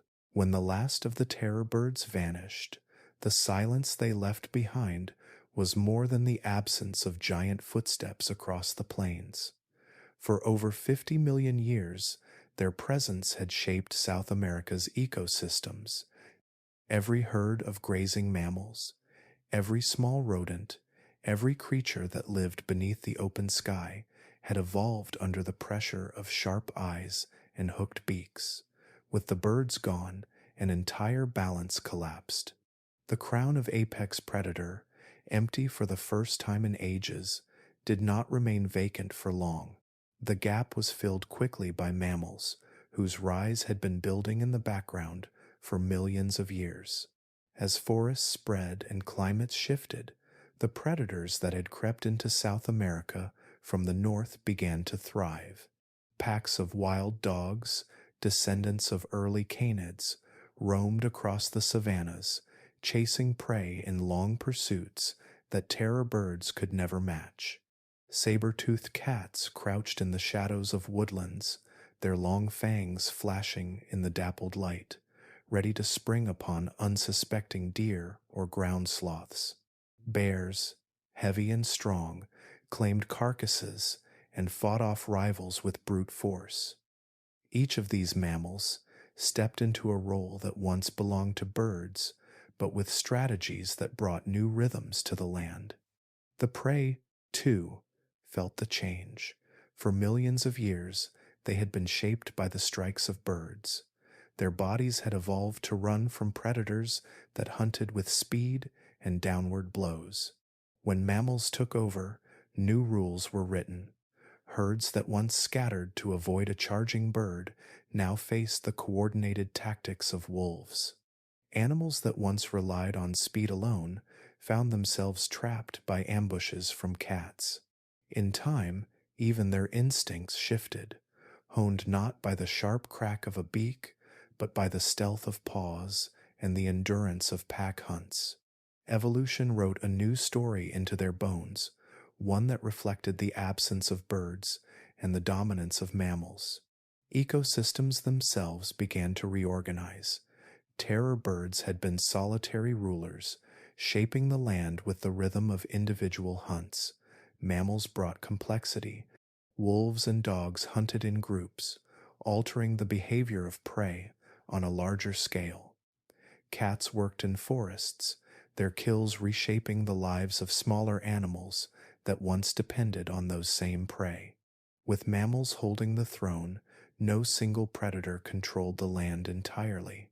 Instead, the crown was divided among many, spreading the weight of dominance across a wider web of life.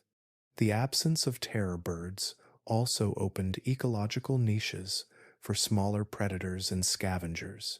Raptors, foxes, and other mid-sized hunters flourished in ways they could not have, while giant birds cast their shadow. The skies filled with more birds of prey, the underbrush with more mammals that scavenged kills. In the rivers, crocodilians continued their watch, but even they shared space with mammals that swam and fished. It was as though the extinction of the birds loosened a knot, allowing life to branch out in new directions.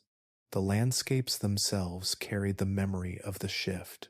Where once herds had been kept in check by towering predators, now mammals controlled their numbers.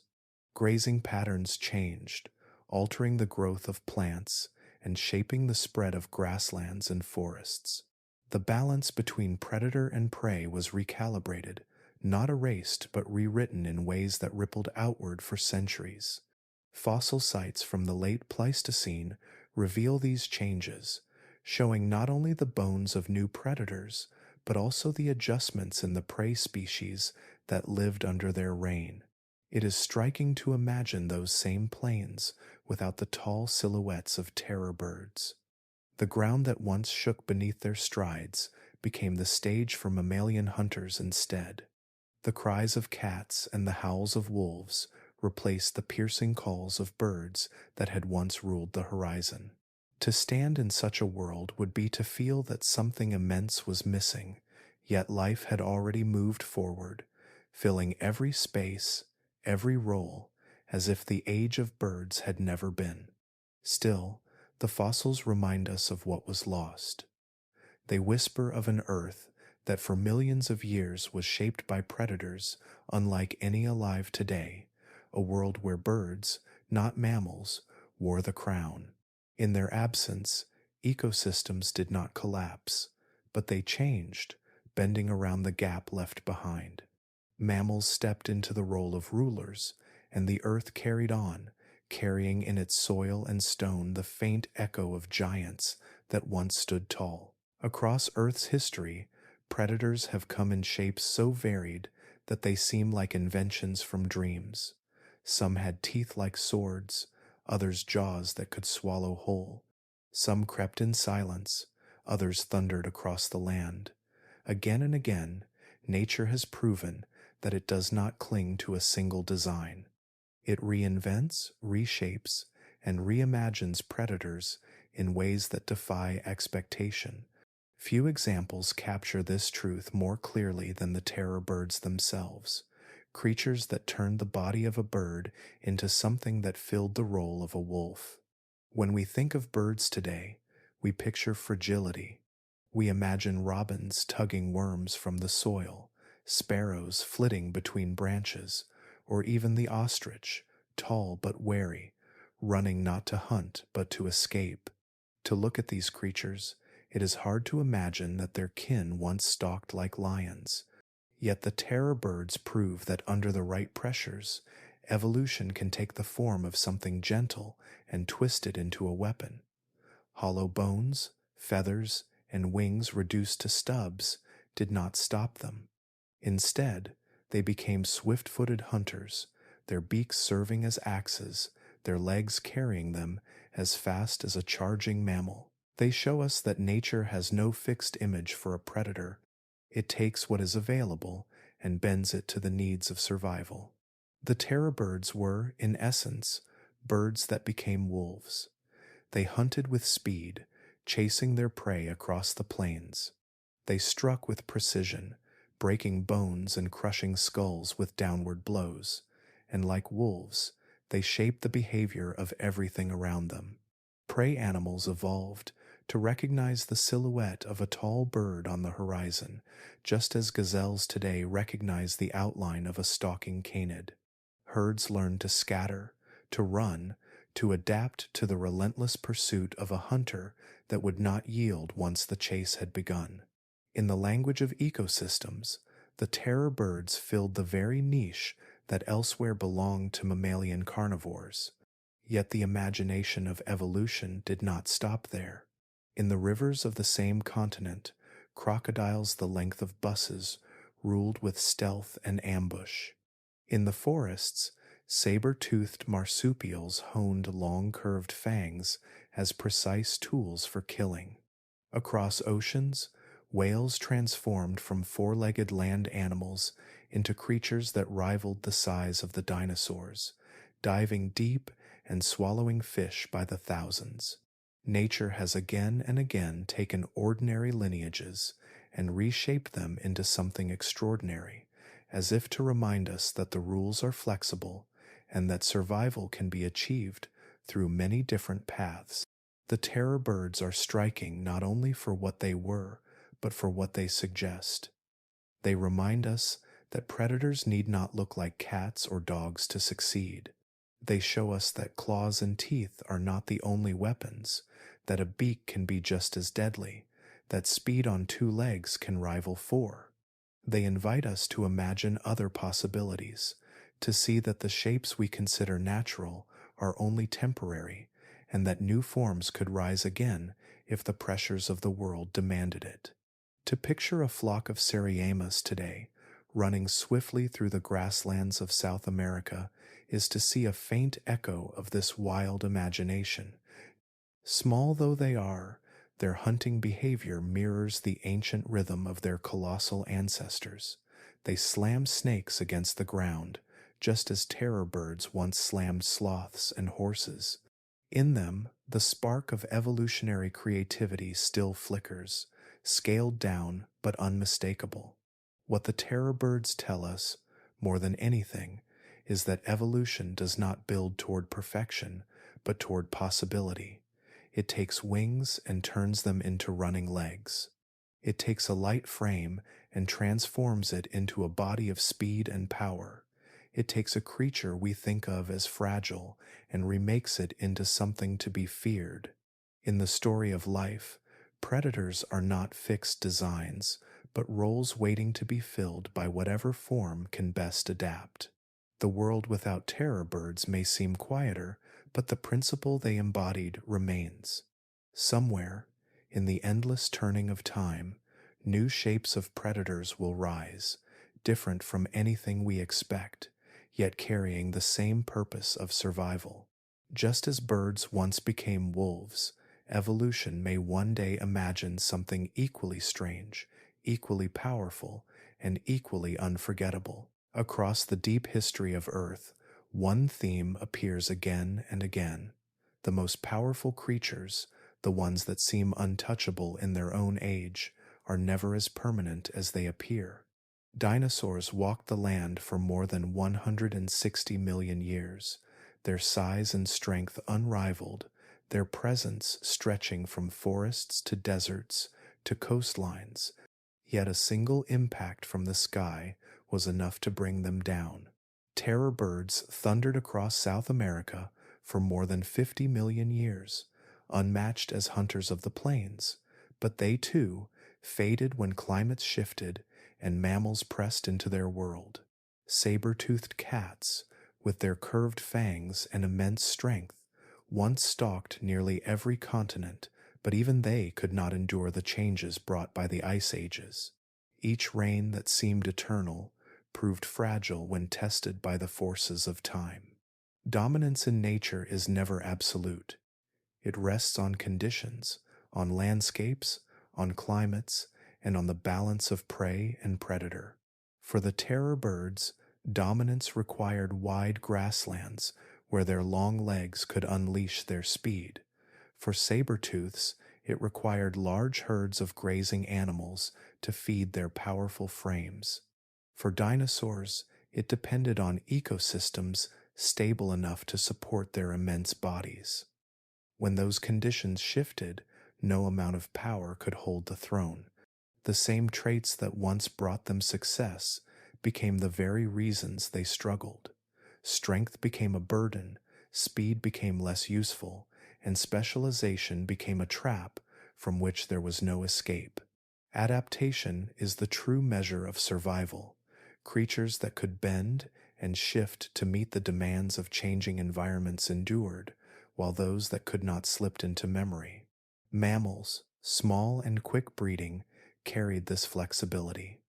They could move into new niches, adjust diets, alter behaviors, and reproduce fast enough to recover from losses.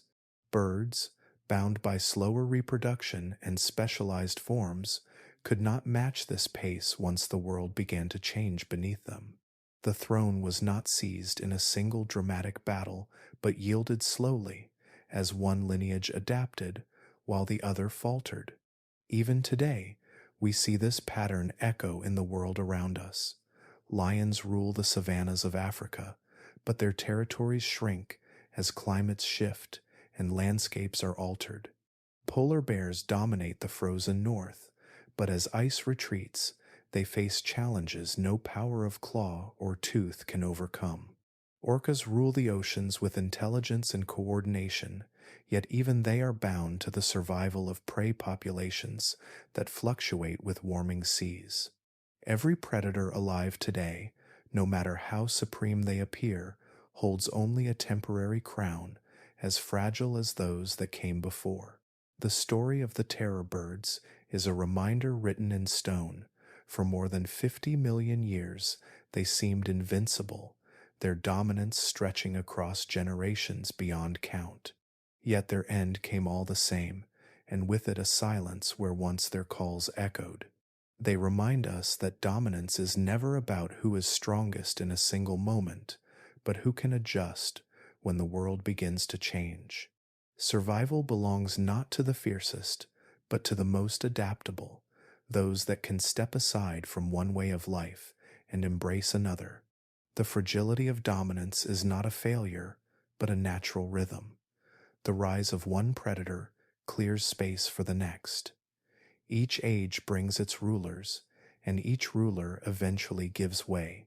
What endures is not the reign, but the continuity of life itself, reshaping, reimagining, and flowing forward into new forms. The terror birds may be gone, yet their story carries the lesson that even the giants of the earth are temporary. The real key, written into the quiet persistence of smaller, adaptable creatures, is change itself, the endless ability to bend without breaking as the earth turns through its cycles. If you stand today on the wide plains of South America, the land stretches out in quiet layers of grass and sky. The wind moves gently through the tall blades, bending them in waves that shimmer like water under the sunlight. Horses graze in small herds, their ears flicking at the sound of insects. Rodents scurry low to the ground, and the calls of distant birds drift across the horizon. To most, it feels peaceful, ordinary, the rhythm of a modern ecosystem at ease. Yet if you look closely, if you let your imagination lean into the silence, you can begin to sense what is missing. These same plains once trembled with the strides of giants. Terror birds, some 10 feet tall, once stalked this very ground. Their long legs carried them across open fields with the force of pounding drums, and their hooked beaks brought swift ends to the prey that ran before them.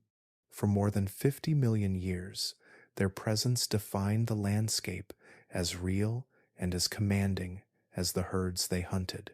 To stand here now is to stand in the shadow of their absence, a silence that feels larger than the grasslands themselves. It is not difficult to imagine them rising again from memory. Picture a herd of ancient mammals grazing under the open sky. The ground trembles faintly, and in the distance a figure appears, tall and swift. At first it looks like a man-shaped shadow against the horizon, but as it draws nearer, the outline sharpens into something stranger, a bird, towering, with eyes that glint like molten gold. It lowers its head, legs quickening, and the chase begins. Dust rises, herds scatter, and in the flurry of motion the giant strikes, its beak hammering down with bone-splintering force. Now imagine the stillness after such a scene, the echoes of the hunt fading into the air, the carcass left behind, the smell of earth and blood drifting on the wind. For the mammals that lived here, the presence of such predators was not only physical, but psychological. Their lives, their instincts, their very shapes were sculpted by the need to escape those thunderous strides. The plains were not merely a stage of survival.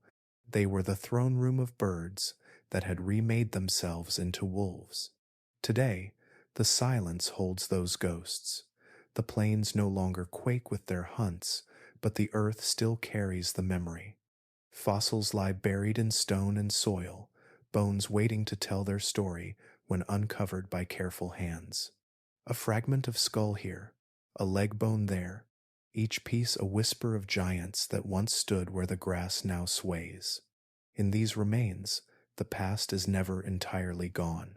It lingers just beneath the surface, ready to remind us that this landscape was once shaped by predators unlike any alive today. There is something haunting in the absence of sound. No piercing cry echoes over the horizon, no beak strikes the ground with crushing weight. Yet the imagination can fill that silence, turning the quiet plains into a place heavy with presence. The terror birds may have vanished 2 million years ago, but their absence feels like an unfinished story, as though the land itself still expects their return. The grass bends in the wind, and for a moment it is easy to believe those bends are caused by the passing of tall legs rather than air alone. To walk across these fields is to move through two worlds at once. One is the present, filled with the creatures we know, the horses, deer, and smaller birds that graze and nest without fear of giants. The other is the past, a ghostly echo where every shadow might conceal a towering predator and every step carries the weight of ancient hunts. This duality makes the plains more than just grass and sky. They are a reminder of what was lost, of the haunting absence of a reign that stretched for millions of years. The ghosts of the terror birds do not roar, they do not strike, but they linger, woven into the silence of the land. And in that silence lies a story deeper than bone, a reminder that Earth has carried rulers before us and will carry others long after we are gone. The story of the terror birds is not only about creatures that once ruled and then vanished.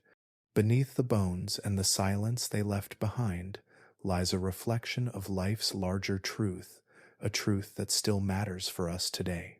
These giant hunters, with their beaks shaped like axes and their legs built for speed, remind us that survival is never about power alone.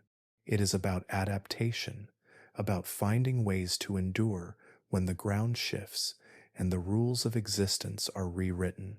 For more than 50 million years, the terror birds seemed unshakable. Their reign stretched far longer than the entire history of human civilization. They hunted across open plains, sculpted the behavior of countless species, and perfected their role as apex predators. Yet in the end, their very strengths became their limits. They were fast, but only in bursts.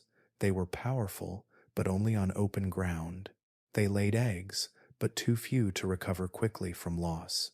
When the world around them changed, when forests crept across the plains and new rivals pressed in from the north, they could not bend quickly enough to survive.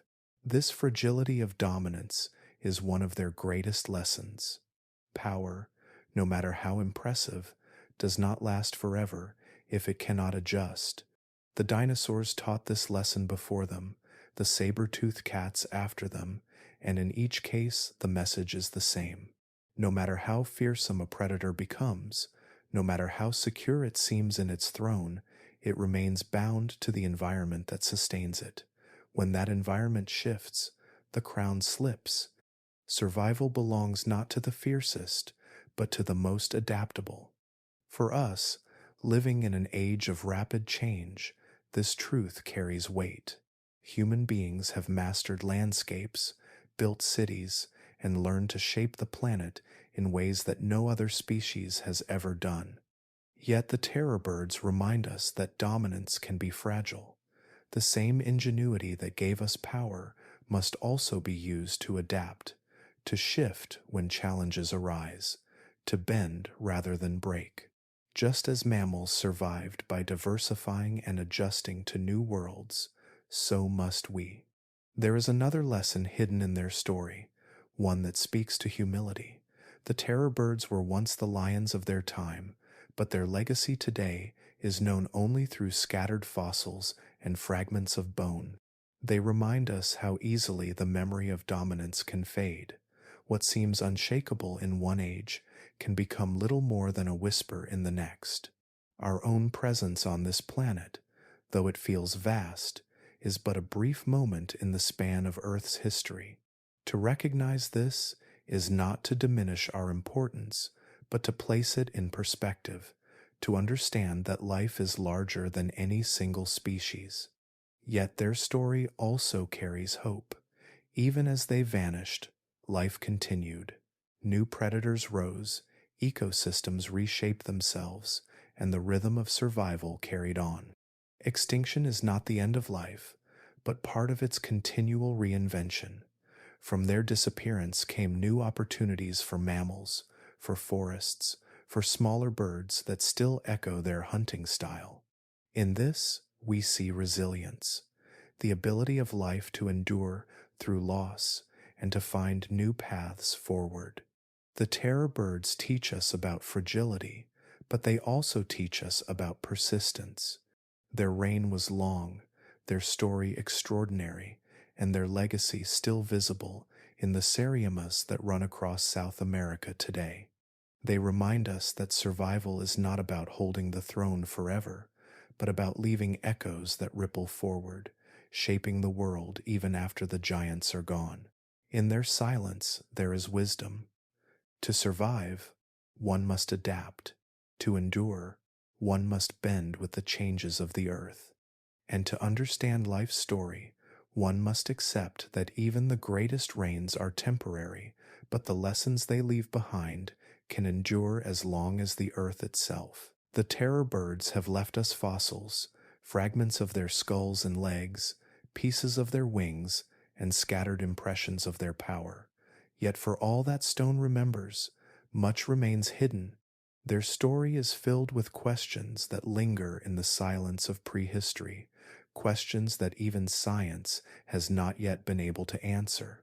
They were predators of astonishing success, reigning for more than 50 million years. But how, exactly, did they hunt? And how could a dynasty that lasted so long vanish so suddenly? The shape of their skulls suggests a particular style of killing. Their beaks were massive, curved into sharp hooks, the upper bill overlapping like the blade of an axe. Muscles anchored deep into the base of their heads, giving each strike force strong enough to pierce bone. Yet the fossils do not tell us whether they killed with single crushing blows or with repeated strikes delivered in rapid succession. Some scientists imagine them striking like hatchets, driving their beaks down with precision before pulling back and striking again.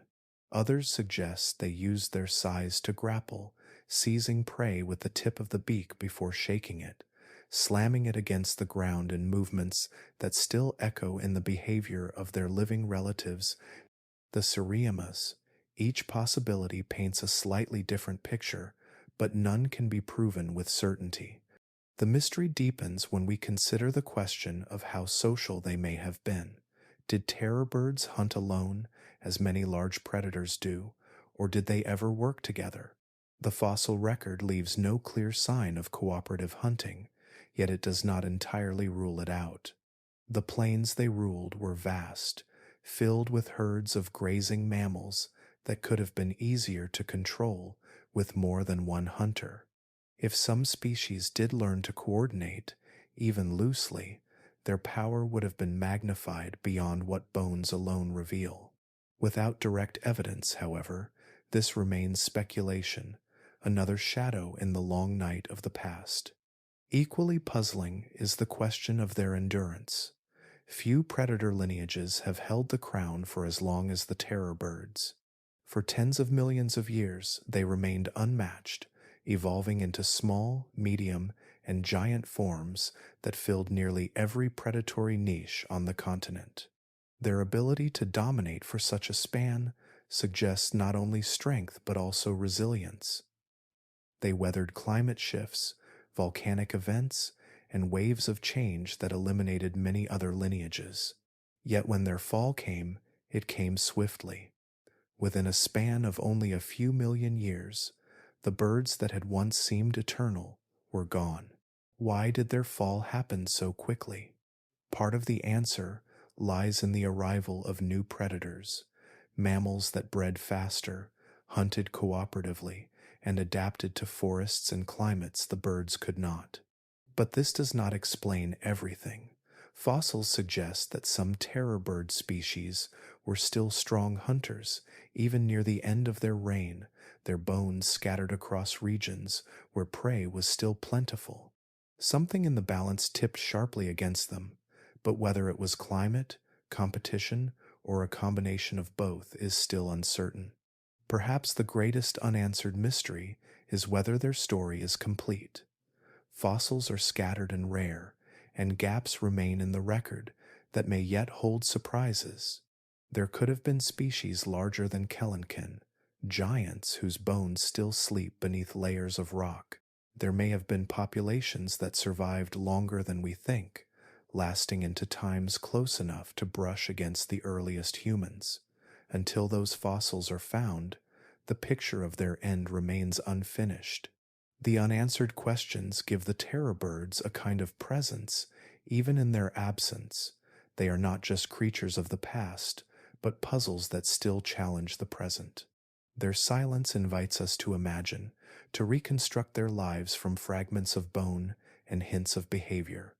In the end, what we do not know may be just as haunting as what we do, for it leaves us with the sense that the terror birds are not fully gone, that part of their story is still waiting in the earth, hidden in stone, waiting to be revealed. Though the terror birds have been gone for millions of years, their story is far from finished. Much of what we know about them comes from fragments, skulls unearthed in Patagonia, leg bones recovered from the plains of Argentina, pieces of beak pulled from riverbeds in Florida. These scattered clues have been enough to sketch an outline of their reign, but so much of their history is still locked in stone. Modern expeditions continue to search, combing through landscapes where fossils wait patiently, silent records of a vanished dynasty. Each dig carries the hope of rewriting what we think we know about these remarkable predators. In the dry expanses of Patagonia, teams of paleontologists move slowly across the ground, scanning for the faintest trace of bone. Sometimes it is nothing more than a curve of white against gray rock, a sliver that only an experienced eye can recognize. From such slivers, entire worlds emerge. The skull of Kelenkin, discovered in Argentina, was one such find. It revealed a head nearly 3 feet long, a beak so massive that it reshaped our understanding of just how large and powerful these birds could become. Without that discovery, we would never have known that terror birds reached such extremes of size. It is a reminder that each fossil uncovered has the potential to shift the story in profound ways. Elsewhere, in the wetlands of Florida and the dry soils of Texas, the search continues for more traces of Titanis, the only terror bird known to have crossed into North America. The bones found so far, fragments of legs and beaks, tell us that Titanis was an immense hunter, capable of striding across new landscapes with the same authority as its South American kin, yet these remains are incomplete. A full skeleton has never been found. If one were to emerge, it could answer questions that have lingered for decades: how exactly it moved, how it compared in size to its cousins, and how it adapted to competition from saber-toothed cats and wolves. The challenges of fossil hunting make each discovery precious. Erosion, floods, and the slow grinding of geological time destroy far more bones than they preserve. What survives is a fraction, a lucky scattering left in the right soils, covered at just the right time. Paleontologists often describe it as searching for needles in vast haystacks, where the haystacks stretch across deserts and mountain ranges. Yet it is precisely this difficulty that makes the search so compelling. Every bone uncovered is a gift from deep time, a voice carried forward across millions of years. Modern technology has added new tools to the hunt.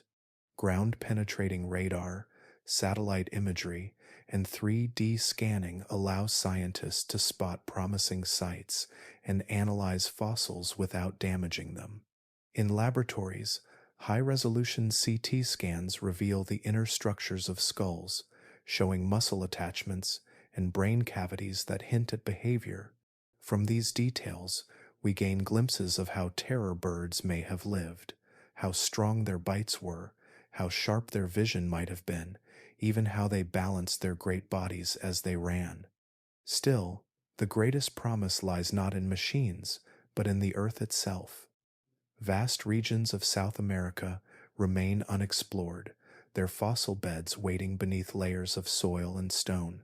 In Brazil, Uruguay, and Chile, hints of undiscovered species have already surfaced in fragmentary finds. Some may represent lineages of terror birds we have never named, species larger or stranger than any we yet know. Each expedition that sets out carries with it the possibility of meeting a bird that has been gone for tens of millions of years, its story preserved in the shape of a bone. The hunt for new discoveries is more than science, it is a bridge across time. Every fossil uncovered adds depth to the portrait of creatures that once thundered across the plains. Each new bone whispers of hunts, struggles, and lives lived in landscapes long gone. The hope of rewriting their story is what keeps paleontologists returning to the field, brushing dust from the earth, listening for the voice of giants hidden in silence. The terror birds may have vanished, but their story is still unfolding, carried forward by the patient work of those who search for what lies beneath our feet. The air is warm, the horizon a wavering line of grass and sky. A herd of ancient horses grazes in the distance, their ears twitching at the faint rustle of wind through the tall blades. The plain seems calm, but beneath that quiet, the ground begins to thrum. It is not the rolling thunder of a storm, it is the beat of legs, fast and relentless, shaking the earth with each stride. Out of the shimmer of heat, a shape emerges, taller than any man, towering nearly 10 feet high. It is a terror bird in its prime, muscles surging beneath feathers, long legs propelling it forward with the speed of a sprinting predator. The skull is immense, nearly the length of a man's arm, its hooked beak gleaming in the sunlight. Each stride eats the distance between hunter and herd, dust rising in golden clouds around its feet. The horses panic, scattering in every direction, their cries sharp in the open air. Yet the bird does not falter. Its eyes are fixed, its stride unwavering, its speed astonishing. The chase is not one of endurance, but of power, compressed into moments. With each leap, the bird closes the gap, its body moving like a spring released again and again. Its wings, small and useless for flight, pump at its sides as if in rhythm with its pounding legs. The horses run, but the terror bird is faster, built for the short and brutal pursuit that ends in bone and blood. In seconds, it is among them. The bird lunges, head striking downward like a hammer. The beak crashes into the flank of a fleeing horse, piercing deep, the sound a sharp crack against the air. The horse stumbles, its body twisting, legs folding beneath it. Before it can rise, the bird strikes again, pulling back and slamming forward with precision. Each blow is calculated, each movement born of millions of years of predatory perfection. The horse falls still, the dust settling around it, and the plain is filled with silence once more. In that moment, the terror bird lifts its head, beak raised high, eyes scanning the horizon. Its breath comes heavy, chest heaving with the rhythm of the hunt. The wind stirs its feathers, carrying the scent of its kill across the plains. The herd has fled, their pounding hooves fading into the distance, leaving only the predator and its prize beneath the open sky. It is a scene that would have played out countless times across millions of years, the image of dominance that shaped an entire continent. To see it is to feel the weight of its reign. The bird stands as both hunter and ruler, a creature that transformed the body of a bird into something as fearsome as any mammal. Its stride is the stride of a king, its beak the blade of an executioner. The land itself seems to bend around it, acknowledging the presence of an apex predator. And as the sunset lowers, casting long shadows across the grasslands, the silhouette of the bird becomes almost mythic, a vision of power frozen in time. This is the final image, a terror bird sprinting across the plain, beak raised high, dust rising in its wake, a cinematic fragment of the past etched into the memory of Earth itself, a reminder of an age when wings were traded for legs, when flight gave way to the thunder of strides, and when birds, not mammals, wore the crown of predator. For millions of years, the plains of South America belonged not to lions or wolves, but to birds. They were rulers unlike any the world has seen since, their power carried not by claws or fangs, but by beaks shaped like weapons and legs strong enough to chase down fleeing herds. They thundered across open grasslands, towering as high as 10 feet, striking with the precision of seasoned hunters. To live in their world was to live beneath the shadow of giants that defied everything we think we know about what birds are. And yet, like every reign before and after, theirs came to an end. The forests spread, the mammals multiplied, and slowly the balance tipped. The giants that once shaped ecosystems for tens of millions of years were undone in only a few. Their calls faded, their footsteps ceased, and the world moved forward into a new chapter. Today, only their fossils remain, fragments of skulls and bones scattered in stone, the whispers of predators that once made the earth tremble. It is humbling to remember that for so long, Earth was their kingdom. Not the age of mammals, not yet the age of humankind, but the age of birds that rose to the top of the food chain and held it with unmatched ferocity. They remind us how fragile power can be, how quickly even the strongest can vanish when the world changes beneath their feet. And they remind us, too, that nature is endlessly creative, reinventing predators in shapes we would never expect. For millions of years, Earth was a bird's kingdom. Now only silence remains, but in that silence there is still wonder. The bones we find are more than relics. They are windows into forgotten worlds. The stories we tell about them are not just about extinction, but about survival, adaptation, and the breathtaking imagination of life itself. If you've enjoyed drifting through this lost age, I invite you to leave a comment below, tell me your thoughts, or share where you're listening from tonight. It is always a joy to see how far these quiet stories travel across the world.